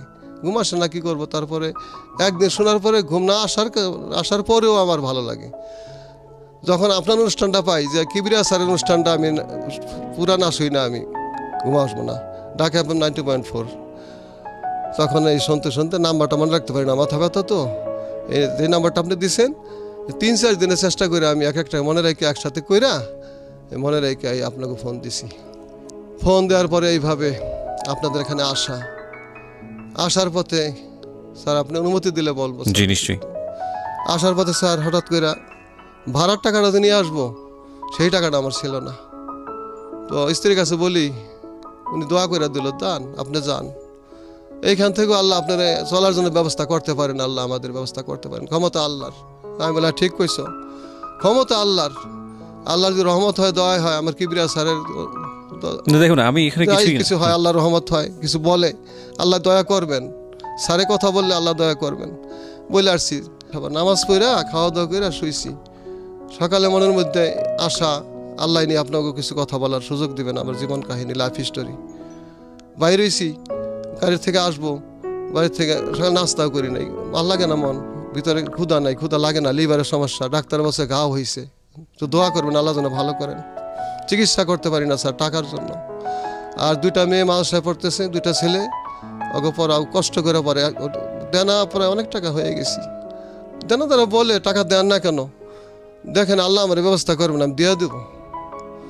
ওদিক দিয়ে দেনা, মেয়েদের মাদ্রাসায় পড়াইতে পারতেছি না, থাকার মতো একটু ঠাই নেই ভালো করে, ওরা বাড়িতে আসলে পর্দায় থাকতে পারে না। মেয়ে 2টা স্যার আমার এত পর্দা নিছি, বাড়িতে আসলে ওই বোরকা পরে অজু করতে যায়, তো থাকার পরিবেশ নাই, এত পর্দা, ওরকম ঘর দুয়ারে তো আমার কিছুই নাই, আনতে পারি না, বেশিরভাগই মাদ্রাসায় পড়ে থাকে। আর লিভারের সমস্যা ধরা পড়ছে মাস দেড়েক আগে। ঘাড় কথা, ওষুধ খাইতে পারি না, দারু দরকারি ওষুধ খাই স্যার। আমার স্ত্রী আমাকে আসার সময় গণ্য দিল 8 পদের ওষুধ, অল্প অল্প করে আছে, শেষ হয়ে গেছে ভাই, তাও বাকি আনছি স্যার, ব্যাগে আছে 8 পদের ওষুধ এখনো। আসার সময় কাঁদছে, আল্লাহ আপনার ব্যবস্থা করবো যান। আর পুরো রাস্তাটা হাইটারছি স্যার। তা আমরা আল্লাহর কাছে শুকরিয়া যে আপনার মতো মহান ব্যক্তিত্বের সামনে আল্লাহ পাক কথা আপনি আমার প্রশংসা না, আপনি যত আমার প্রশংসা করবেন ততই আমার মানে আমার ভেতরের অনুভূতিটা আমি আপনাকে বলি। আমি আমার প্রশংসা খুব ভালোভাবে নিতে পারি না, আমার ছোটোবেলা থেকে এরকম আমি।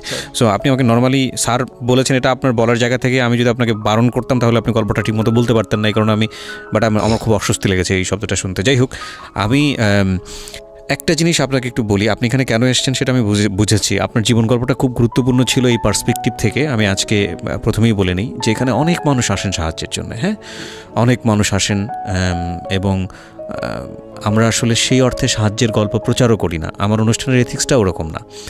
কালে কশ্মিনে হঠাৎ করে 2-1 যখন মনে হয় যে না এই গল্পটা একাধারে একটা খুব ইম্পর্টেন্ট গল্প, একই সাথে ওই মানুষটিকে যদি কেউ সাহায্য করতে চাই সে দরজাটা আমরা উন্মুক্ত করে দিই। আজকে আপনার গল্পটা আমার কাছে খুব ইম্পর্টেন্ট ছিল এই অর্থে যেটা একজন ইমামের জীবন গল্প।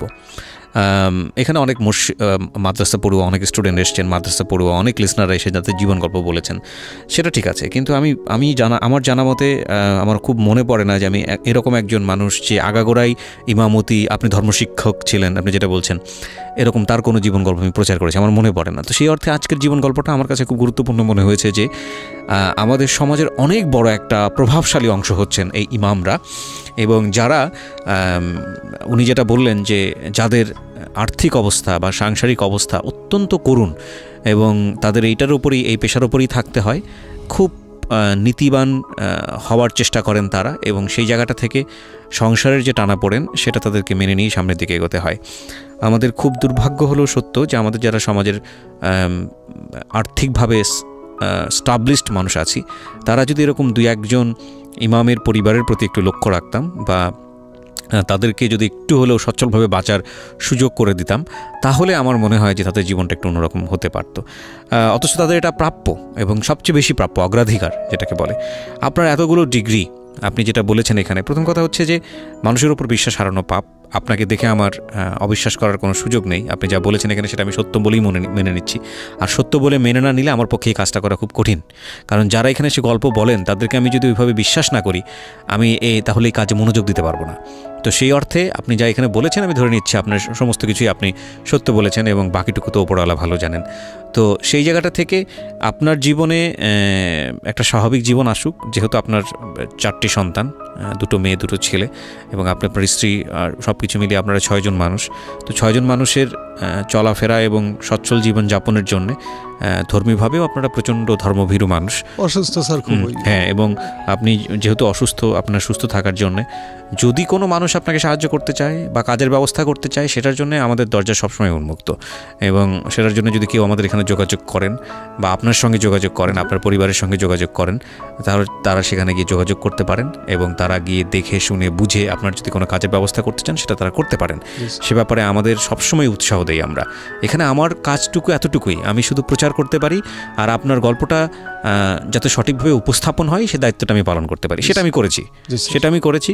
আর বাকিটুকু আমাদের লিসনার যারা, তারা যদি মনে করেন আপনি একজন ভালো মানুষ এবং আপনার পরিবারের সচ্ছলতার জন্যে, আপনি যেহেতু একজন অত্যন্ত পরহেজগার মানুষ, এবং আপনার সন্তানদের ভরণ পোষণ ঠিকমতো পালন করার জন্য আপনাকে কিছু না কিছুভাবেও একটা সুন্দর জীবনযাপনের জন্য পথ দেখানো উচিত, সেখানে তাদের কিছু করার আছে, সেক্ষেত্রে তারা সেই সাহায্যটা অবশ্যই করতে পারেন। আপনি যে এলাকায় থাকেন সেই এলাকায় আমাদের রেডিও শোনা যায়, রাইট? জি স্যার, স্পষ্ট শোনা যায়। ওকে, সো যদি কেউ আপনাকে সাহায্য করতে চায়, আপনি আপনার স্থায়ী ঠিকানাটা বলুন, যেখানে গেলে আপনাকে লোকজন আপনি আজকে যা এখানে বলেছেন সেটা আদৌ সত্য কিনা জাস্টিফাই করে দেখার সুযোগ পাবে, তারপরে হয়তো আপনাকে তারা সাহায্য করবেন। তো সেই সুযোগটা আমি আমার যারা লিসনার আছে তাদেরকে দিচ্ছি। আপনার স্থায়ী ঠিকানাটা বলেন, যেখানে গেলে আপনাকে তারা খুঁজে পাবেন। স্যার, আমার শরীয়তপুর জেলা, জাজিরা থানা, পোস্ট অফিস জাজিরা, তারপরে ইউনিয়ন জাজিরাই, গ্রাম গফুর মোল্লারকান্দি, আমার নাম মোহাম্মদ নুরুল ইসলাম, পিতা মোহাম্মদ ইমান উদ্দিন মোল্লা। আচ্ছা, তো আমরা যেটা বুঝলাম যে উনি হচ্ছেন শরীয়তপুর জেলার জাজিরা থানা, গ্রামের নাম হচ্ছে গফুর মোল্লার কান্দি। ওখানে গিয়ে নুরুল ইসলাম সাহেব, মুফতি নুরুল ইসলাম, মাওলানা মুফতি নুরুল ইসলাম সাহেব, এই পরিচয়ে আপনারা গেলে ওখানে খোঁজ করলে ওনাকে পাবেন। উনি যা বললেন এখানে, যা সব কিছু মিলিয়ে মানুষ হিসেবে কেমন বা কতটুকু ওনার আর্থিক বা পারিবারিক অবস্থা কেমন, এটা জেনে আপনারা যদি ওনাকে সাহায্য করতে চান, বিশেষ করে ওনার একটা কাজের ব্যবস্থা খুব দরকার, খুব সুন্দরভাবে পরিবারকে নিয়ে যেতে পারে সামনের দিকে, এরকম যদি একটা ব্যবস্থা করতে পারেন সেটা খুব ভালো হয়। আর ওনার সাথে যদি আপনারা সরাসরি ওনাকে ফোনের মাধ্যমে বা যেতে পারছেন না কিন্তু কথা বলতে চান এবং কথা বলতে বলে ওনাকে হেল্প করতে চান, সেক্ষেত্রে আপনারা আমাদের যে ফোন নাম্বারটি আছে সেখানে আপনারা জানাবেন এবং আপনাদের ফোন নাম্বার দেবেন। আমরা হয়তো একটু সময় নিব, 2-1 সপ্তাহ যাচাই করব, কারণ আমরা চাই না এত ফলস কল আসে। আমরা চাই না যে এইরকমভাবে আমাদের যারা এখানে গেস্ট আসেন তারা বিব্রত হোক। আপনারা যারা হেল্প করতে চান তারা আমাদেরকে ফোন দেবেন। আমাদের যে নাম্বারটি আছে, আমি নাম্বারটি বলছি, একটু ধীরে ধীরেই বলছি, আপনারা নোট ডাউন করুন। 09611904904। আমি আবারও বলছি 09611904904। এটা ঢাকা এফএমের জীবন গল্প এবং সিক্রেটসের ফোন নাম্বার। এই নাম্বারে ফোন দিয়ে আপনি বলবেন যে নুরুল ইসলাম সাহেব এসেছিলেন আজকের এই জীবন গল্পে, তাকে আপনি হেল্প করতে চান এবং কী ধরনের হেল্প করতে চান। ওকে, আপনার ফোন নাম্বারটা দিয়ে দেবেন। আমরা যেটা করব, আপনাদের পুরো লিস্টটা করে আমরা নুরুল ইসলাম সাহেবকে এটা হ্যান্ড ওভার করবো। নুরুল ইসলাম সাহেব ব্যক্তিগতভাবে আপনাদের সঙ্গে যোগাযোগ করবেন এবং আমরা চাই যে ওনার পরিবার একটা সচ্ছলতার দিকে যাক। আর এই অনুষ্ঠানটি প্রচার যেহেতু আজকে হচ্ছে, আমরা 2-1 সপ্তাহের মধ্যেই এই পুরো ডাটাটা ওনার কাছে ট্রান্সফার করবো, যারা যেন ওনাকে হেল্প করতে চেয়েছেন, এবং তাদের সঙ্গে উনি যোগাযোগ করবেন ব্যক্তিগতভাবে। এই যোগাযোগটা সম্পূর্ণই যারা যোগাযোগ করতে চাইবেন এবং যিনি আমাদের আজকে গেস্ট ছিলেন তার ব্যক্তিগত ব্যাপার। এবং এটা এই সম্পর্কের জায়গা থেকে ওনাকে আপনারা হেল্প করবেন নাকি ওনাকে কোনো পথ দেখাবেন, আপনার দ্বারা ওনার ভালো হবে না মন্দ হবে, সেটা আপনি আজকে যেহেতু অতিথি আছেন আপনাকে সামনে রেখেই বলছি, সেটা আপনাদের ব্যক্তিগত বিষয়। এই বিষয়ে কিন্তু রেডিও কর্তৃপক্ষ ভালো হলেও দায়ী না, মন্দ হলেও দায়ী না। কারণ অনেক সময় আমরা অপ্রীতিকর অনেক ঘটনার খবর পাই, যেটা আমাদের জন্য খুবই দুঃখজনক। তো যাই হোক, আপনাদেরকে অনেক অনেক ধন্যবাদ জানিয়ে আজকের অনুষ্ঠানটা শেষ করছি। সবশেষে একটা কথাই বলতে চাই যে আমরা সবাই মানুষ, সবার জীবনেই ভুল কম বেশি থাকে, কিন্তু একটা মানুষের সুন্দর জীবন করে দেবার পেছনে যদি আপনার কোনো হাত থাকে, কোনো সুযোগ থাকে, এর চাইতে বড় সুযোগ, ভালো কাজ এবং আত্মতৃপ্তির সুযোগ বোধহয় পৃথিবীতে আর কিছুই নেই। আসুন আমরা এই ইমাম সাহেব, মুফতি সাহেব যিনি আছেন, তার পরিবারের জন্যে আমরা তার সাথে দাঁড়াই এবং তার একটা সুন্দর জীবনযাপন যেভাবে হয় সেটার ব্যবস্থা করি। আপনারা সবাই অনেক ভালো থাকুন। আজকের মতো আমি আরজি কিবরিয়া শেষ করছি। সবার মঙ্গল হোক। শুভরাত্রি। জীবন গল্প, জীবন নাটকের চেয়েও নাটকীয়।